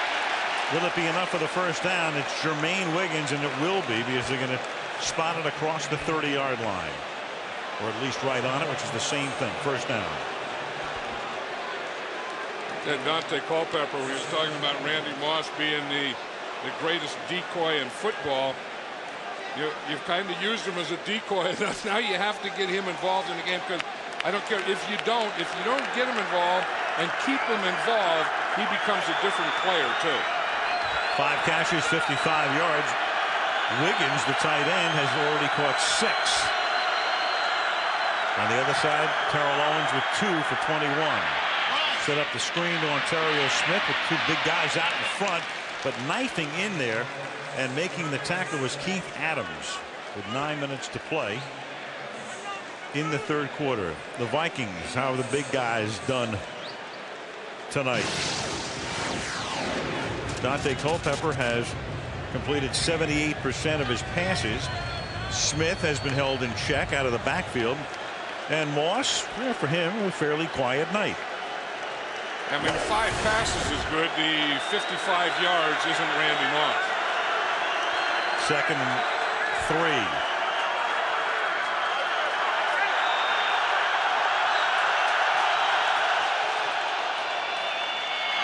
Quickly, Moss. And Randy gets taken down, but may have gotten enough of the first. It'll be close. It's Sheldon Brown who makes the stop. You know, they had single coverage out there, and what Dante Culpepper did is he went to a double cadence, and he changed the audible. Now, to me, when you see single coverage, you don't have to throw a 2-yard pass to Randy Moss. I don't want to beat this to death, but you think that somewhere, if you're going to see a coverage you want, and you're going to make an audible, that audible would be to send Randy Moss deep. And they're down by 11. And for the Viking fans, it can't come soon enough as they measure here. They're going to be a little bit short of the first down. 3rd and inches here. See all that stuff that Andy Reid has on that card. He calls that his menu. And he said he got so many plays on there, and it got so small that he couldn't see it. And he said he was in the game, he just had to do it out of memory. He said he finally had to admit that he needed glasses. He has a section on there for just plays to Terrell Owens. He has Westbrook plays. He has L.J. Smith plays. Andy clearly loves those big double truck menus. 3rd and inches.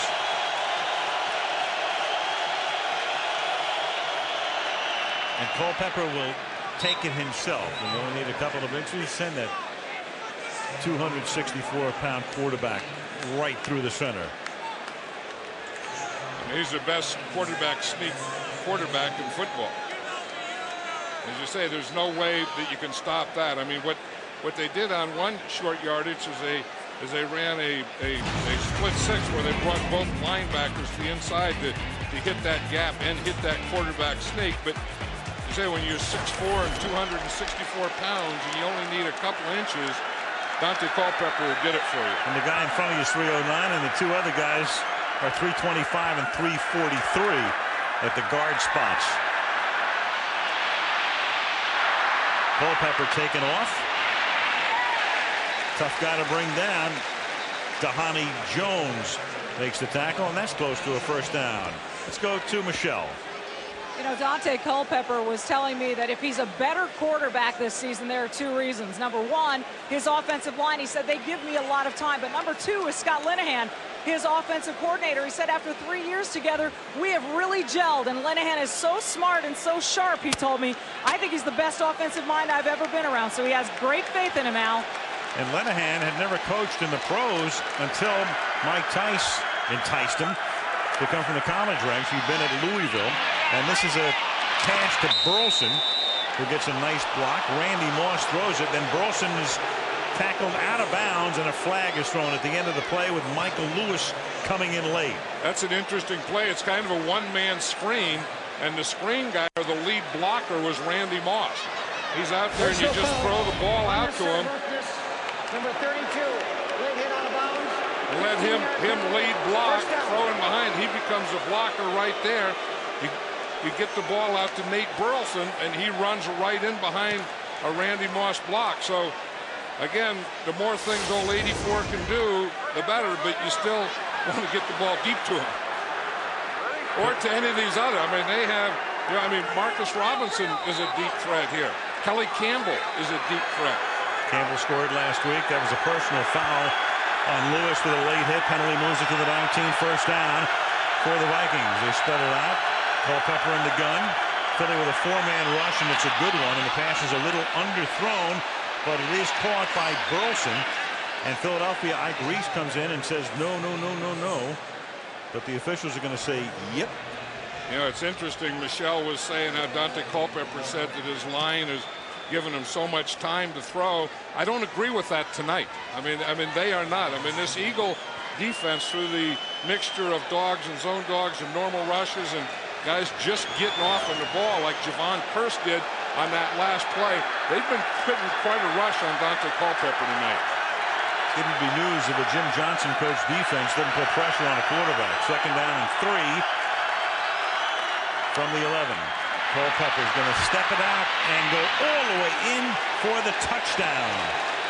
And a flag is down back at the 8-yard line. And it's going to go against Minnesota. So it's a premature celebration. Hey, then that was an organized draw.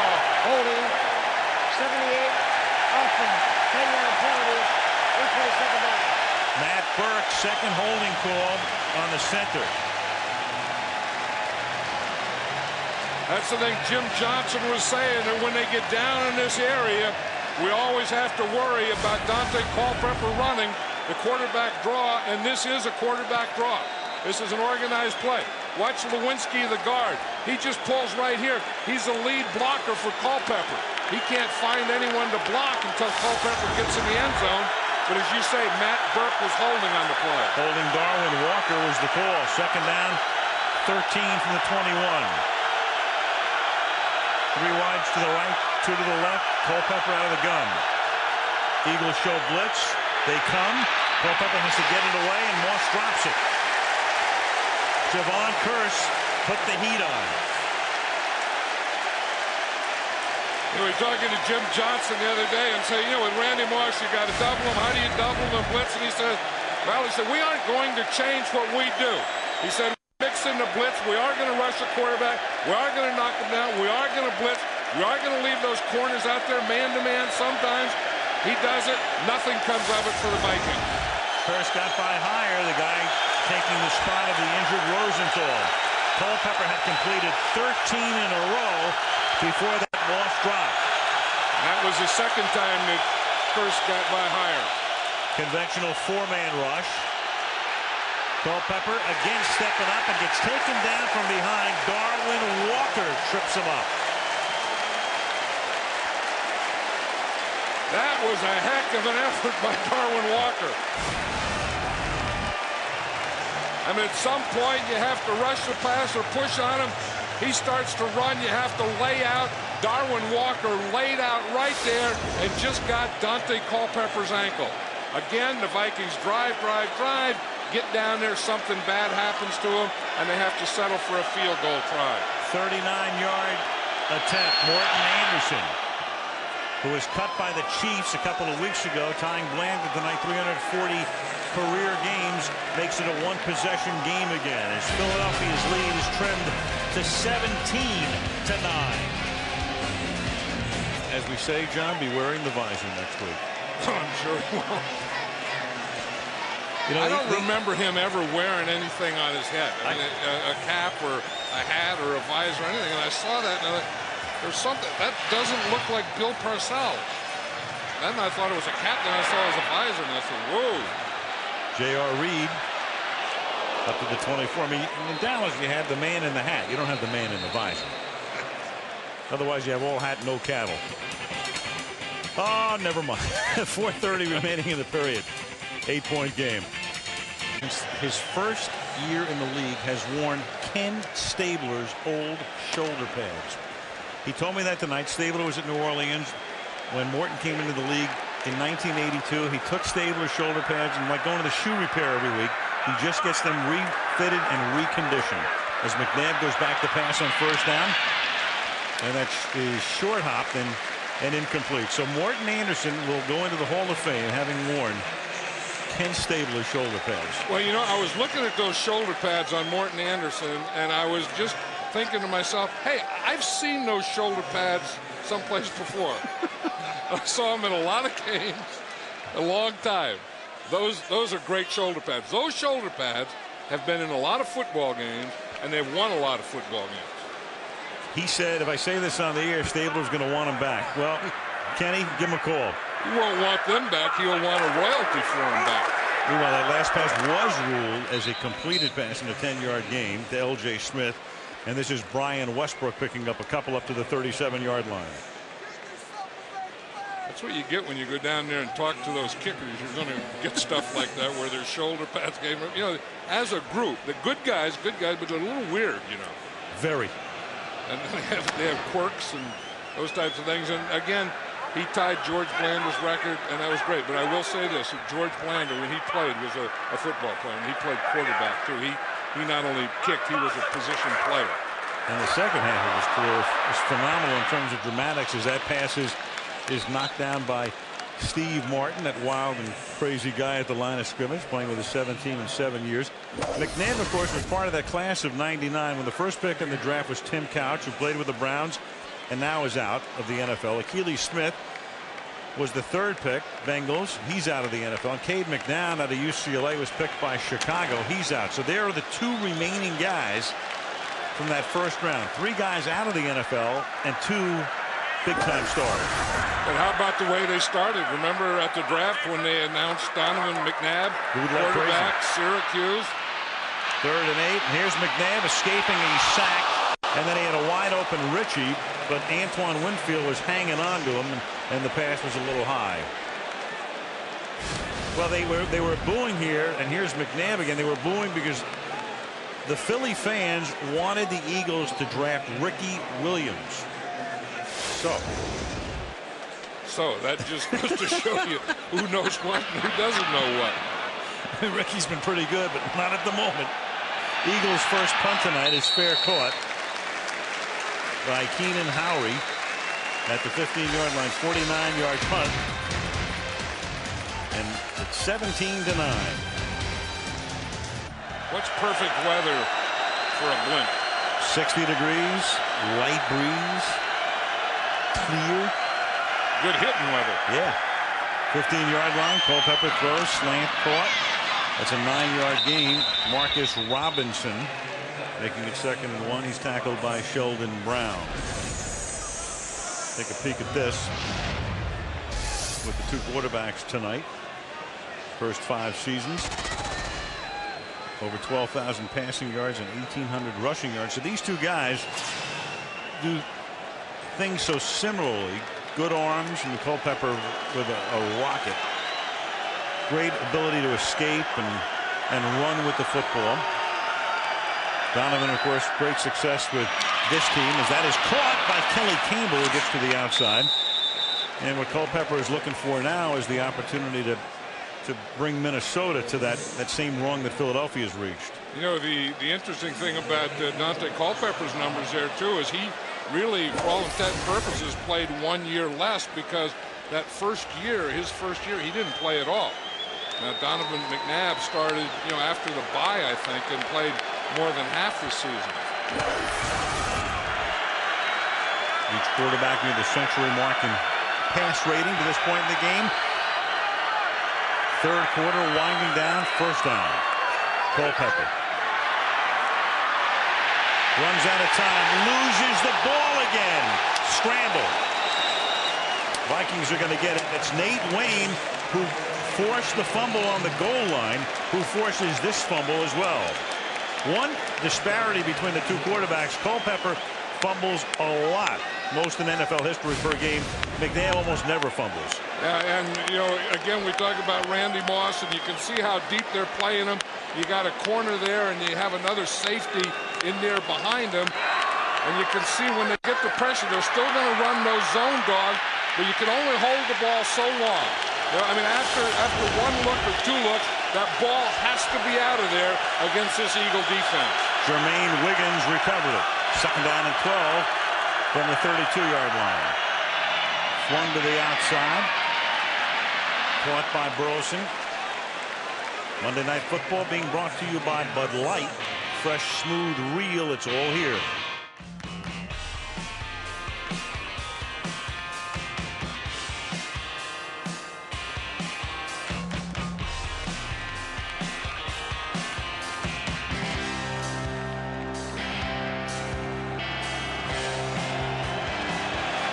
Period winding down. In fact, it'll wind all the way down as Culpepper goes to the sideline. It will be third and about 3 when we come back and begin the fourth quarter. So at the end of 3, Philadelphia 17, Minnesota 9, and Monday Night Football from Philadelphia continues after this message from our ABC stations. 17-9. And the Minnesota Vikings now with a key play coming up. Third down and 3 from their 41-yard line.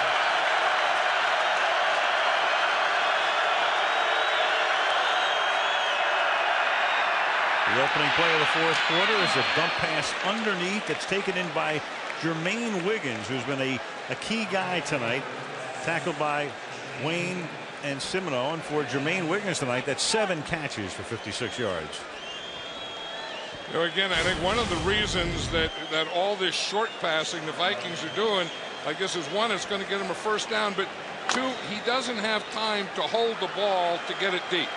You see, Javon Curser has really given Adam Hyer a bad time. I mean, he gets in there a little late on that one, but the last time he was in there, 3 passes in a row, he was right on Culpepper each time. First and 10, they give it to Smith, cuts back. Good run to the 47. Dante Culpepper. Here's a peek. My one-word philosophy is 2 words. Let's go. I would have loved to have met Tupac and Biggie. My hidden talent is making people laugh. The world's greatest athlete is Deion Sanders. Prime time, baby. Shocking but true, Celine Dion and Tim McGraw are both in my music collection. We're going to keep that on the low. I'm out of here, baby. DC. Second and 3. And Culpepper throws, and again, it's another short one to Marcus Robinson. And we talked about McNabb, John, and how upset the Eagle fans were. It's not that the Viking fans were upset when they drafted Culpepper, but, you know, he played at Central Florida, and not a lot of people knew about him. And, you know, you wondered, would this guy be a hit or a bust? Well, and then it looked like Denny Green was protecting him, you know, thinking he was a bust, not activating him. He was just running the scout squad that first year and not even playing. So it kind of looked like, well, Dante Culpepper's a bust, and they're just trying to hide him. Right now, he's going to take a timeout. He goes to the bench with 12:59 left in regulation. You know, Al, this half, Minnesota's only run the ball 3 times. They passed it 16. And on the night, Culpepper is 26 out of 32, but all underneath stuff for the most part. First and 10 from the 42 after they took that timeout. Dante out of the pocket. Flag is thrown. Ball is caught by Randy Moss. Flag back at the 44-yard line. It's holding against Minnesota. Nice might be Adam Heyer on Javon Curse. Now here's Heyer has to come in for Rosenthal. What a way to come in and on a Monday night against 72 Curse. Offense prior to the pass. 10-yard penalty, replay first down. Yeah, and Curse has just been eating him up. You know, even though he's not getting the sacks, it's just he's right there. I mean, here's Curse. He's been getting pressure on Culpepper this whole drive, and he's just too quick for Heyer. So Heyer gets him there. I mean, he didn't hold him yet. He's okay there. He's okay there. He's going to hold. There he has a hold of him right there. It's left hand. Heyer may be for Heyer. He's #1 draft choice. He was a couple of years ago. But his college ball in Minneapolis at the University of Minnesota. 1st and 20 from the 49-yard line.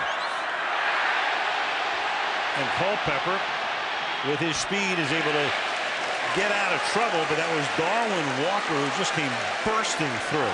You want to see something interesting? The Eagles went to a 3-man line. They made Javon Curse the linebacker, and his job is to spy Dante Culpepper. You watch him right here.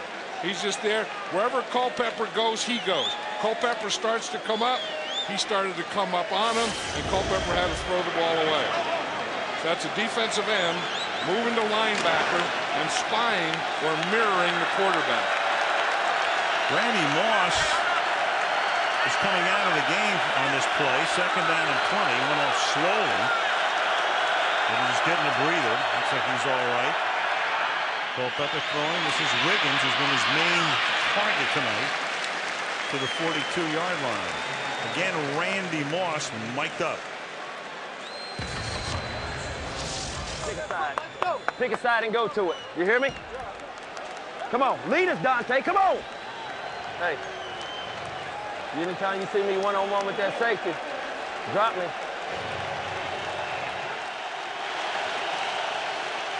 And you can see how deep the safety is, and this is a guy that he's back, not the guy up on him, but this guy here. When he gets one-on-one on that safety who's deep, he wants the ball thrown to him deep.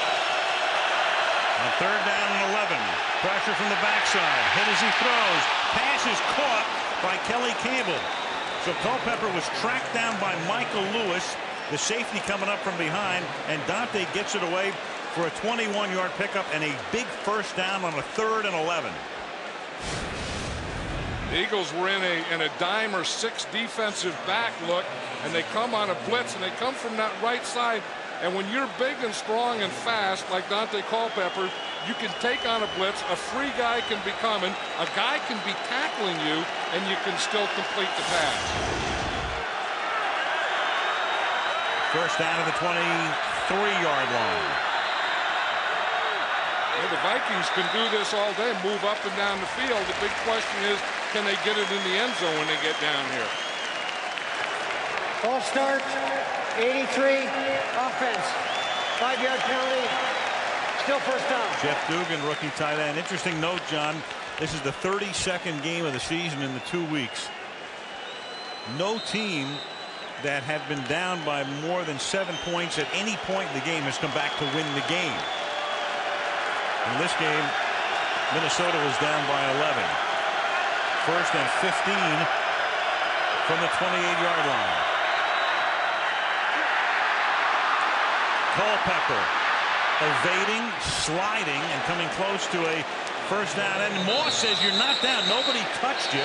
So Randy tries to assist him down the field, but the officials step in to say, no, he was down, as they say, by contact at the 15-yard line. I think whenever you slide feet first, you've given yourself up, so you're going to be right there. But again, here's the strength. Watch this. The pressure's going to come from his right. He bootlegs into it.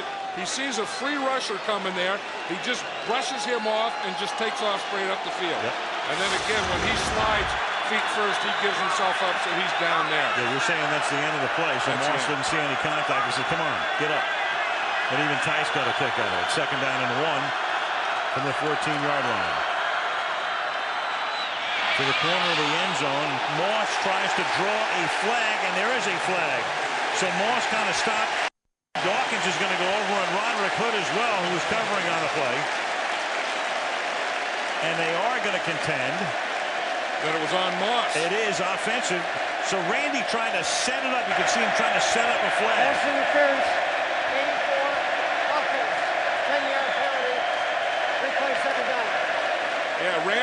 Moss does push on this.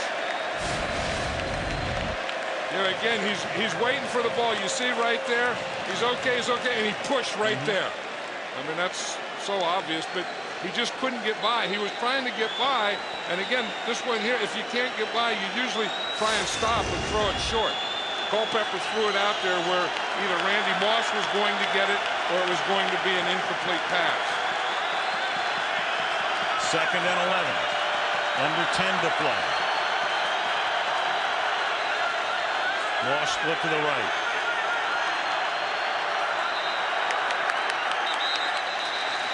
And there's a flag before the snap.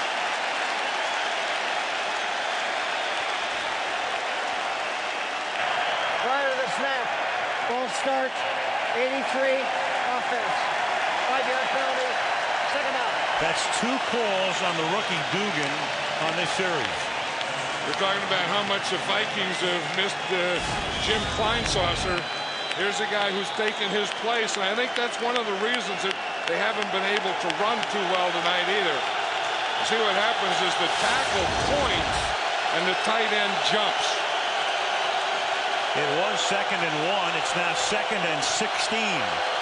And the typical of the Vikings tonight where errors just kill their drives. Pressure again. Pass incomplete. And there always seems to be an eagle with a clear shot. That time it's McDougal coming in unblocked. Yeah, but you know, Dante Culpepper knows it, and he can feel him coming. And again, he's so big and strong that one free rusher doesn't bother him because he can still throw it because that guy's probably going to bounce off him. But Jim Johnson is something, isn't he? I mean, you play against a team like this and you say you can't blitz them. You always have to level. Jim Johnson plays defense his way. And very successfully.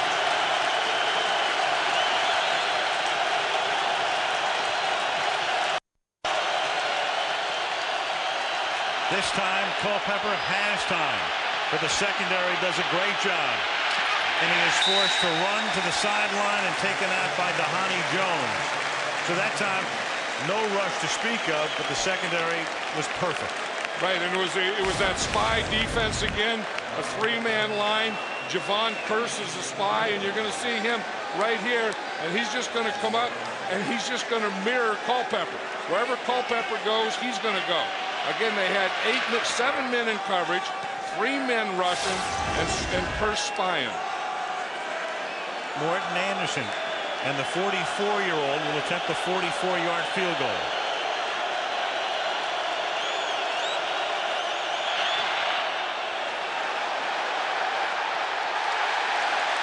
Short.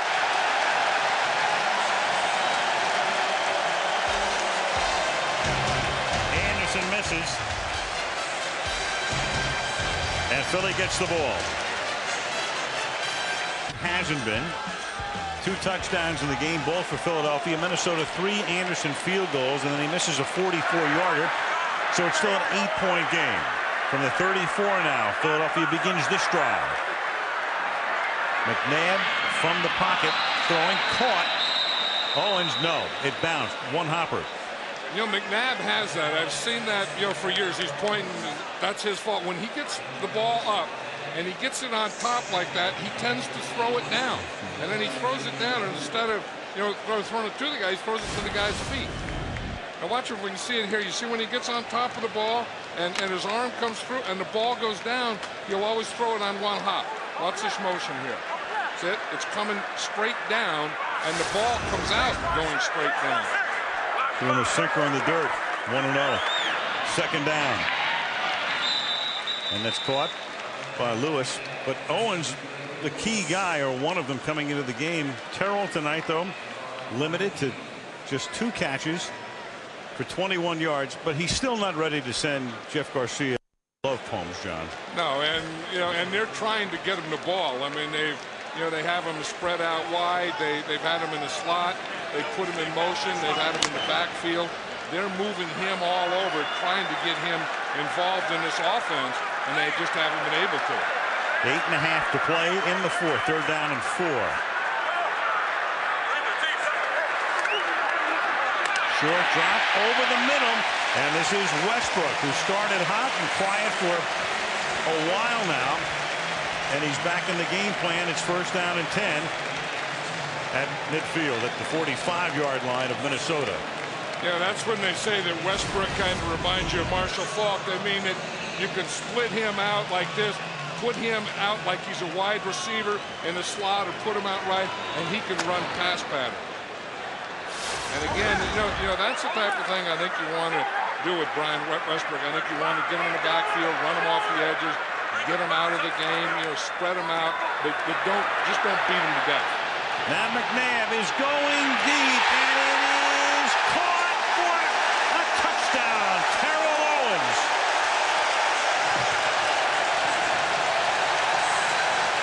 Slam dunk over the crossbar. He beats Winfield. Moss can only look on in agony, and Philadelphia has a 2-touchdown lead.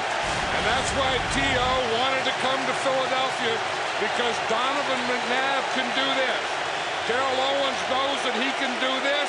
He can get deep. He can catch the ball. He's big. He's strong. He can score with it. He needs a guy that can get it out there to him. It's just a matter of time. Well, he's close to being out. Akers for the point after. Too late for any other look right now as he crumples to the ground into the end zone. And Philly takes a 15-point lead. A 1 or 2 words. The ball there. Then his knee comes up. He regains possession as the tip of the ball is on the ground, and he is rolling around close to being out of bounds. I don't know that he ever had possession, Al. It looked like he was actually out of bounds without possession at one point. I'll tell you what, there's one flaw in this replay system, and that is you should be allowed to look at it after the extra point. But you can't. Malaldi Moore up past the 20 to the 25. You have a critical play in a game, and somehow, some way, if you get up there fast enough to get the extra point attempt off, this play is over right now. It supersedes any look at a touchdown. I think that's the biggest flaw in this replay system.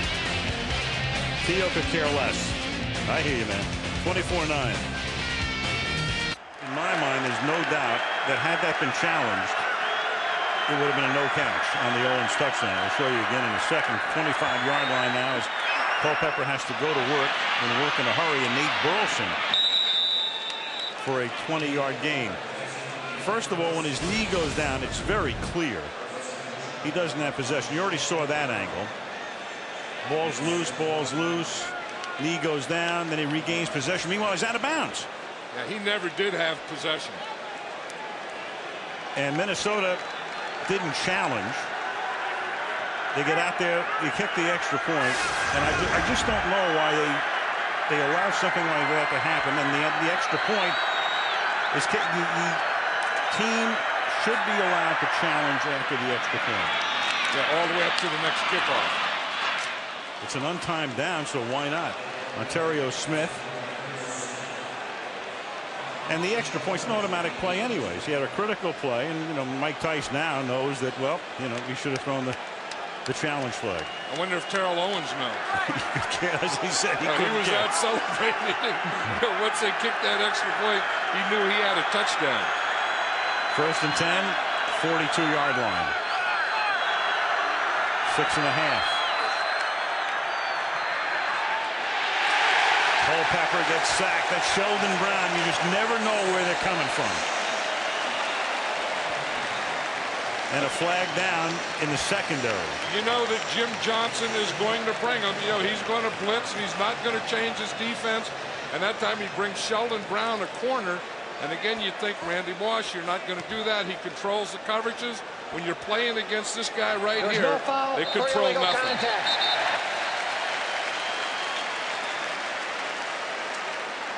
Flag gets picked up.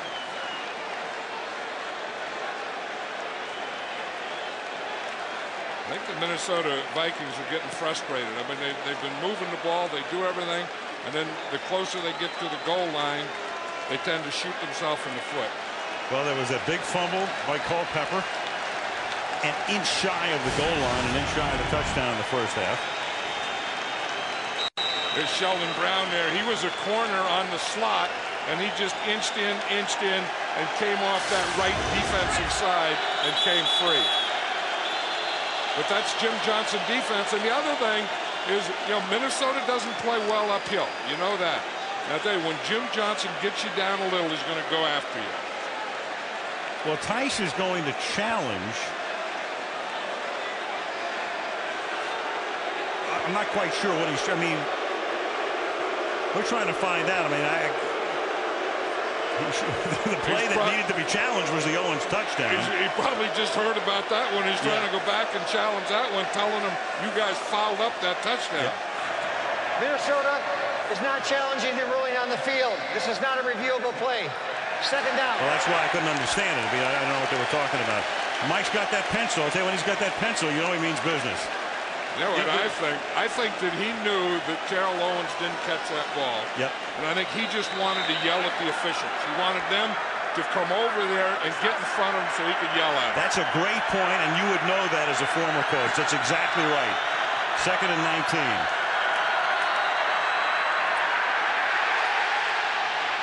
Culpepper throws, and that's incomplete. Jerome McDougal put the pressure on. Hey, they've been putting pressure on Dante Culpepper all night, with the blitz and with just the pass rush. That one was just a bull rush on Bryant McKinney, the left tackle. You're going to see him right here, and he starts back. That was a tight end right there, but McKinney was the inside guy, and he just took the tight end and just ran him right into the backfield. 3rd and 19.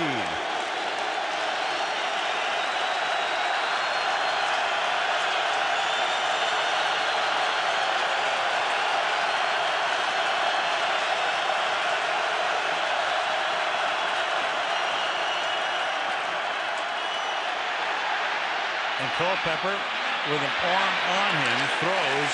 Ontario Smith, who's been no factor in this half, takes it to the 43-yard line. And Minnesota will have to kick. It's been part the pressure that's been put on by this front four, but it's also the coverage.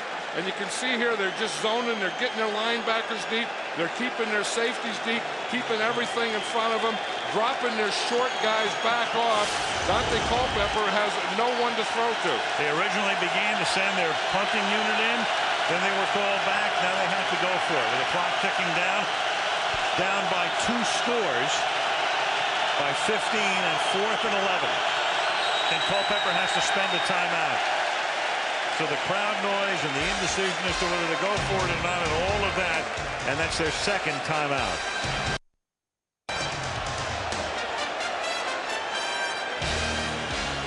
Timeout to talk about, I think, what play they were going to run. You're seeing there a little bit about Pat Tillman. We talked about earlier in the show. He was killed in Afghanistan by friendly fire. They first let out that he'd been killed, in the thing, and then the truth came out as it will, which doesn't lessen his personal heroism anyway. And unfortunately, the NFL not sort of playing along to use it and just putting that number on the helmets. 4th and 11 now after that timeout.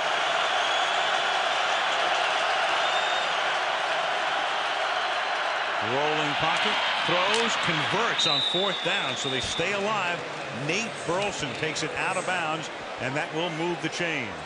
The Eagles keep changing up that defense. That was that one, that 3-man line with Javon Curse as a linebacker, spying Culpepper. He just zeroes in on Culpepper. I mean, he's coming right here. He starts as a linebacker. Culpepper starts to go to the right. Boom! He just takes off for that point. 26-yard line, 1st down. And another false start. False start, 72, offense, 5-yard penalty, 1st down. Adam Hyer.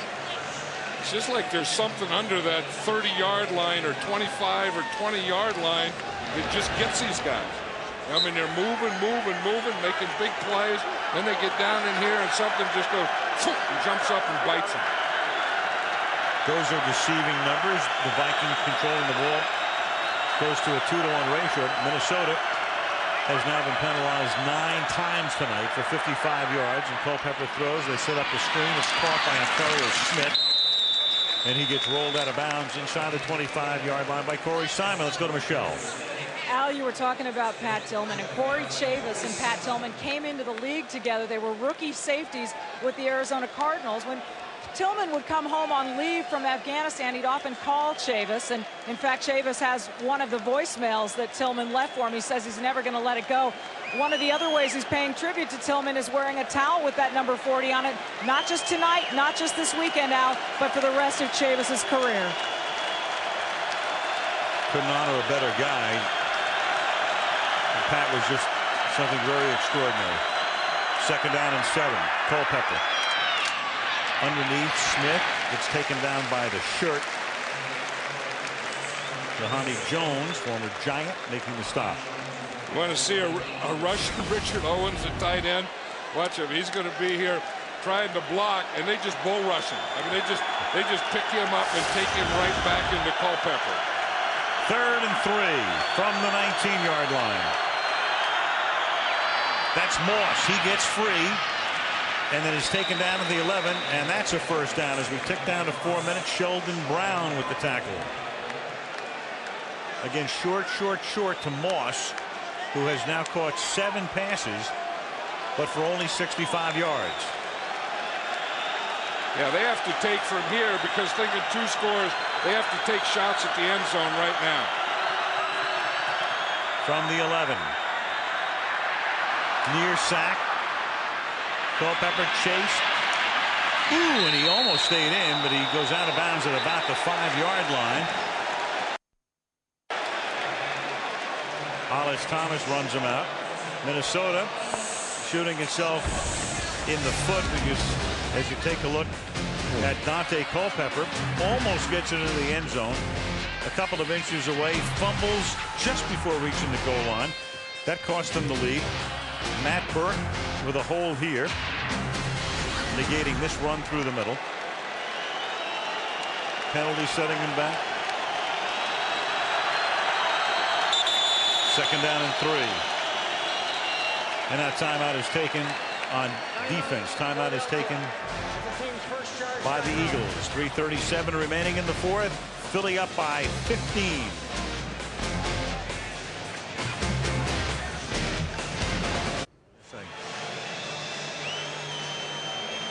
Take a look at this. 199 games in which the Eagles have led by 15 or more, as is the case now in the 4th quarter.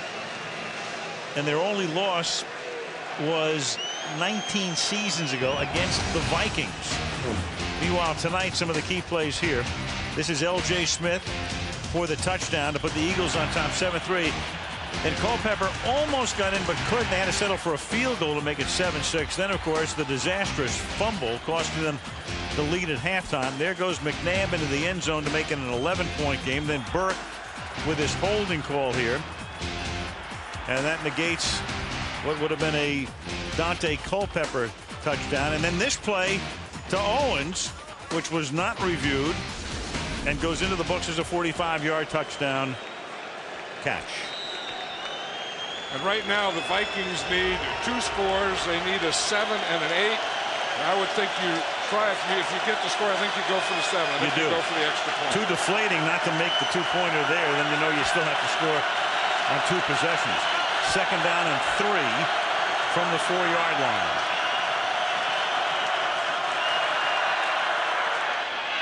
To the end zone. Moss, and Randy Moss takes it away from Lito Shepherd for the touchdown as the crowd is stilled. You know, and that's what Randy Moss was asking for all night. Anytime that he gets singled up, whether it's a corner or a safety, just throw the ball up there. Lito Shepherd is there. He's about 5'9", 5'10". Randy Moss is 6'4", and Randy Moss can get up in the air.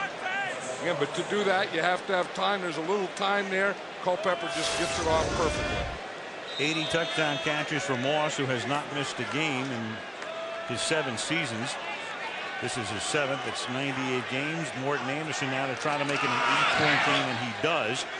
And now for Mike Tice. Remember, the Minnesota Vikings have had to use 2 timeouts. So they only have 1. You also have the 2-minute warning. So the question is now, conventional kickoff, onside kickoff? I think conventional kickoff. What I would do is I would have 2 things called. One, if they prevent the Eagles, I would kick the ball off deep conventionally. If they get in a conventional kickoff return, I would onside kick it. Because I think if their defense plays well, even though they only have 1 timeout left, they could use that timeout, plus they're going to get a timeout at the 2-minute warning. You know, you saw Tice with that pencil. I know we love to talk about this. He told us last night when he was a line coach, he would take that pencil and he would put it in his pants.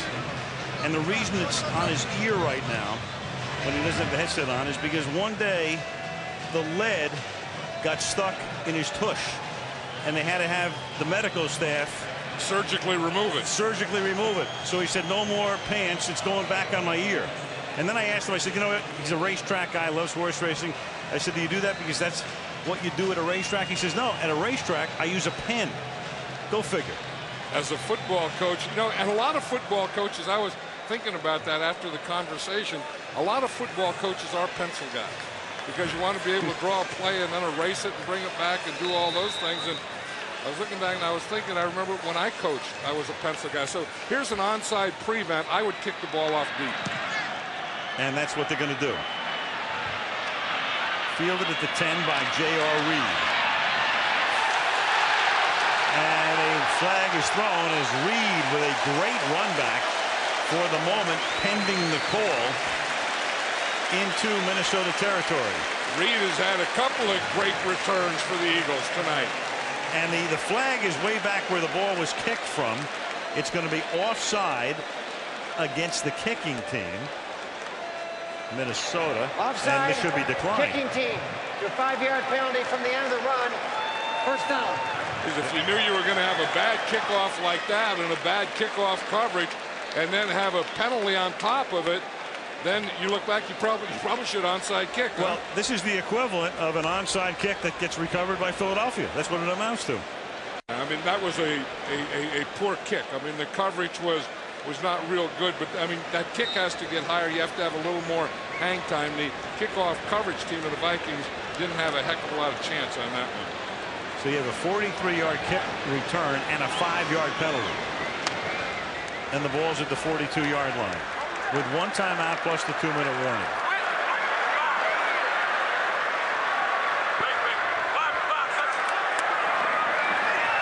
And McNabb over the top, goes to the air, hits Owens, and Owens is inside the 30, and that's a first down. Yeah, I think what the Eagles did is they come in and got in the I formation, had a fullback in there like they were going to run at you. He got single coverage out there, and he just runs that slant, and Donovan McNabb just puts it right on him. I mean, anytime you give Terrell Owens single coverage and you're off him a little like that, he will catch that slant every time. First and 10, ball just inside the 30-yard line.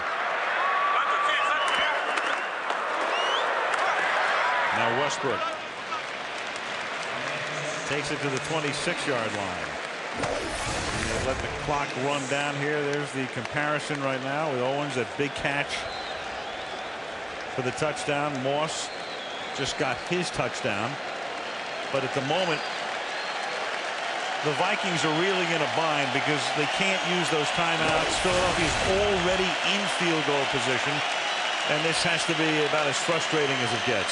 You know what the one thing lacking on that graphic was, Al? Who's winning?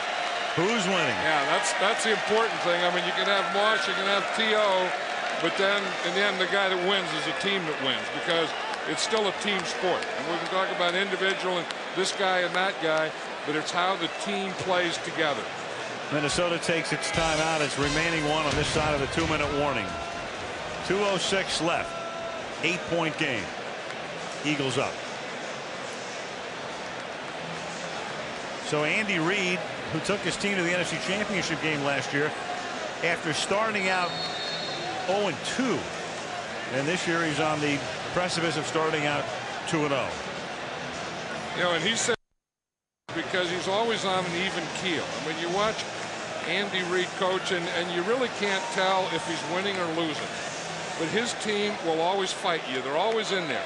You know, we talk about Jim Johnson and the things that he does on defense, but an Andy Reid coach team is going to play you the entire 60 minutes very, very hard. And in Jeffrey Lurie, he's got a guy at the top who, with Joe Banner, who somehow maneuvers the salary cap brilliantly. Great coaching staff.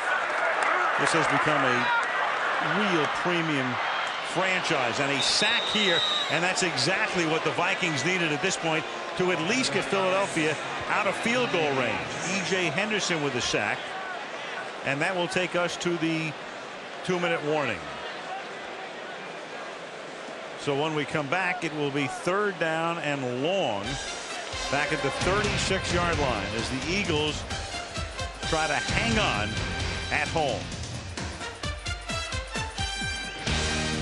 Great. And, you know, all power to the Eagles defense, but I think they're going to be back on the field before this game's over.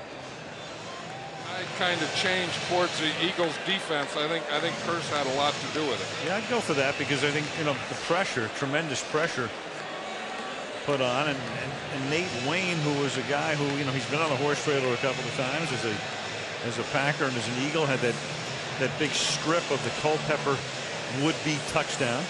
I think the two Eagle corners, Sheldon Brown and Lito Shepherd, I think did an excellent job because, I mean, this Viking receiver core is about as good as you're going to play against. And your young corners starting for the first time. In fact, Lito Shepherd's playing with a broken thumb. I watched him in practice the other day. He had a big old cast on it. Tonight he just has a smaller cast and a tape job, but I think playing with a broken thumb against Randy Moss and group was pretty tough too. 3rd and 17, and they're not going to chance an incomplete pass. They're going to run the ball with Westbrook, and if nothing else, that takes almost a half minute or more off the clock than had they attempted an incomplete pass and had to punt. So they moved the ball down to the 29-yard line. They'll take as much time off the clock as they can, and now it's 4th down. And now what do they want to do? Well, they'll kick a field goal, I would say, and then that puts Minnesota back in the 2-score position. If they kick a field goal and are successful, that's pretty much the end of the game. However, the danger here is you're talking about a 47 or 48-yard field goal. So, you know, a block, yeah, you could have that. But if nothing else, if you miss it, remember the team gets the ball, the other team gets it back at the spot from which it's kicked. Timeout Philadelphia. So if he misses here, then the Vikings are going to get the ball at about their 37 or 38-yard line. Randy Moss mic'd up one more time. Rock back. They know they're supposed to be running. That's what I say. They know they're supposed to be. Andy Reid, you better run that ball, boy. You get them boys that ball back. We're going to drive. Big Dave, loosen up. Loosen up, Big Dave. They get us that rock back. Hey, Bert. Big Mac, y'all stay loose. I know, Charles.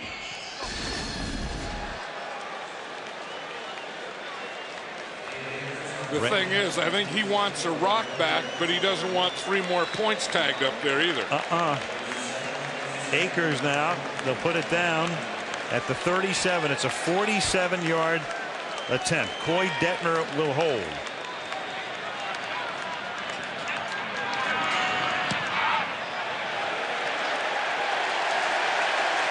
Good. And that should cement it. 27-16. The Eagles on top, up again by 11. And again, it was that kickoff coverage by the Vikings, and that kickoff return by the Eagles that put them in that position to make a couple of first downs and try this field goal.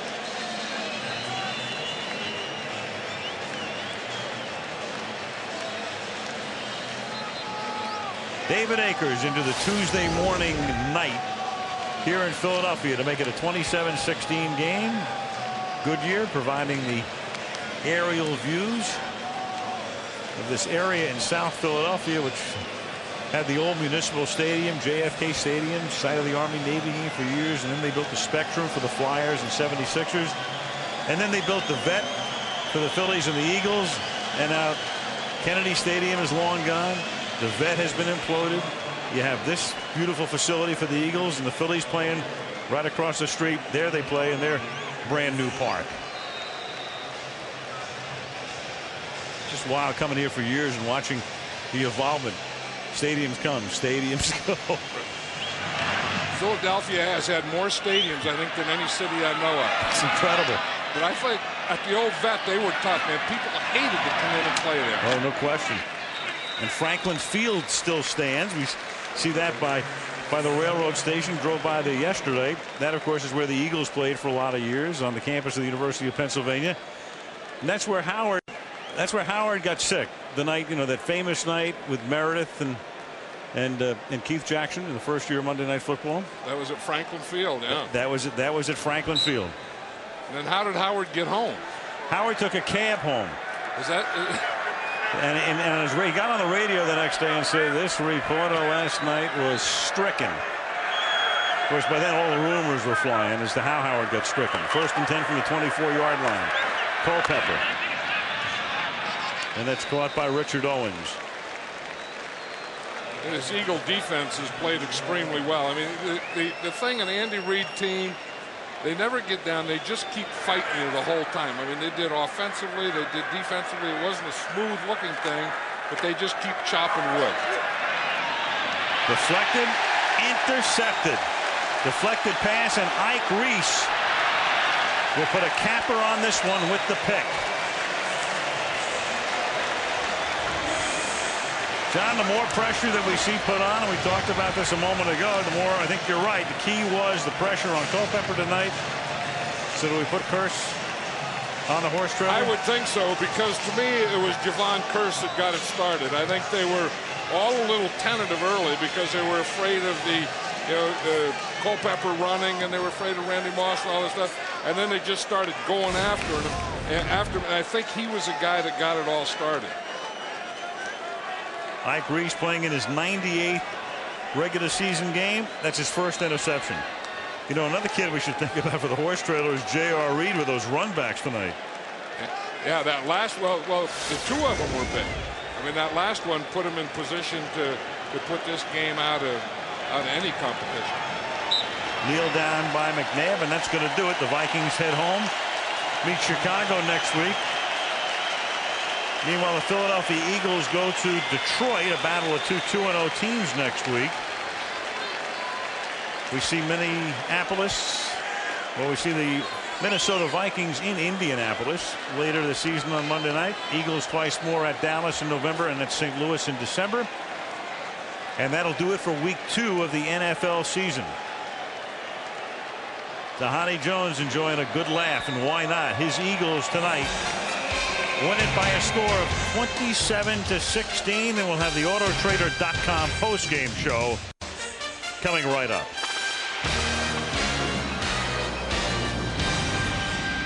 The first horse trailer player of the game. How did this defense put so much pressure on Dante Culpepper tonight? Well, basically, we've been hearing all week long what they're going to come in here and do, and that's just one thing we're not going to let happen. Somebody talk all week long and come in our house and try to push us around.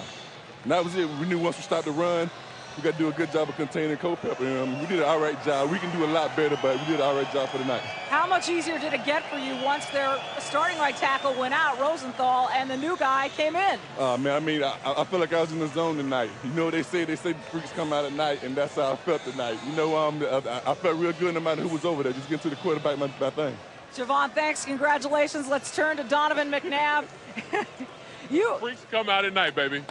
Well, you play against this defense every day in practice. What made them so good tonight? The thing about it is that we make each other better. And when you have speed like we do on our team, and, you got guys like Darwin and Corey and Hugh and Burgess and now Javon, it makes it exciting. Every time we compete against each other, we talk a little trash, whoever's on top at that time, but all we're doing is making each other better. 2 touchdowns for you tonight. This was supposed to be 2 high-powered offenses going at it. How did this game compare to your expectations? You know what?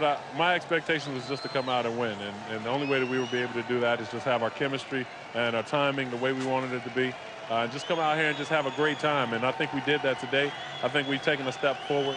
And what difference a year makes, I guess, huh? You started 0-2 last year, a 2-0 start this year. Just how much of an impact does that have on this team's mindset? Well, confidence plays a major part, and you could just see the confidence out here when we're having a great time, spreading the ball around, getting everybody involved, and everybody an opportunity to make something happen. Congratulations, Donovan. Thank you. Let's send it back to you.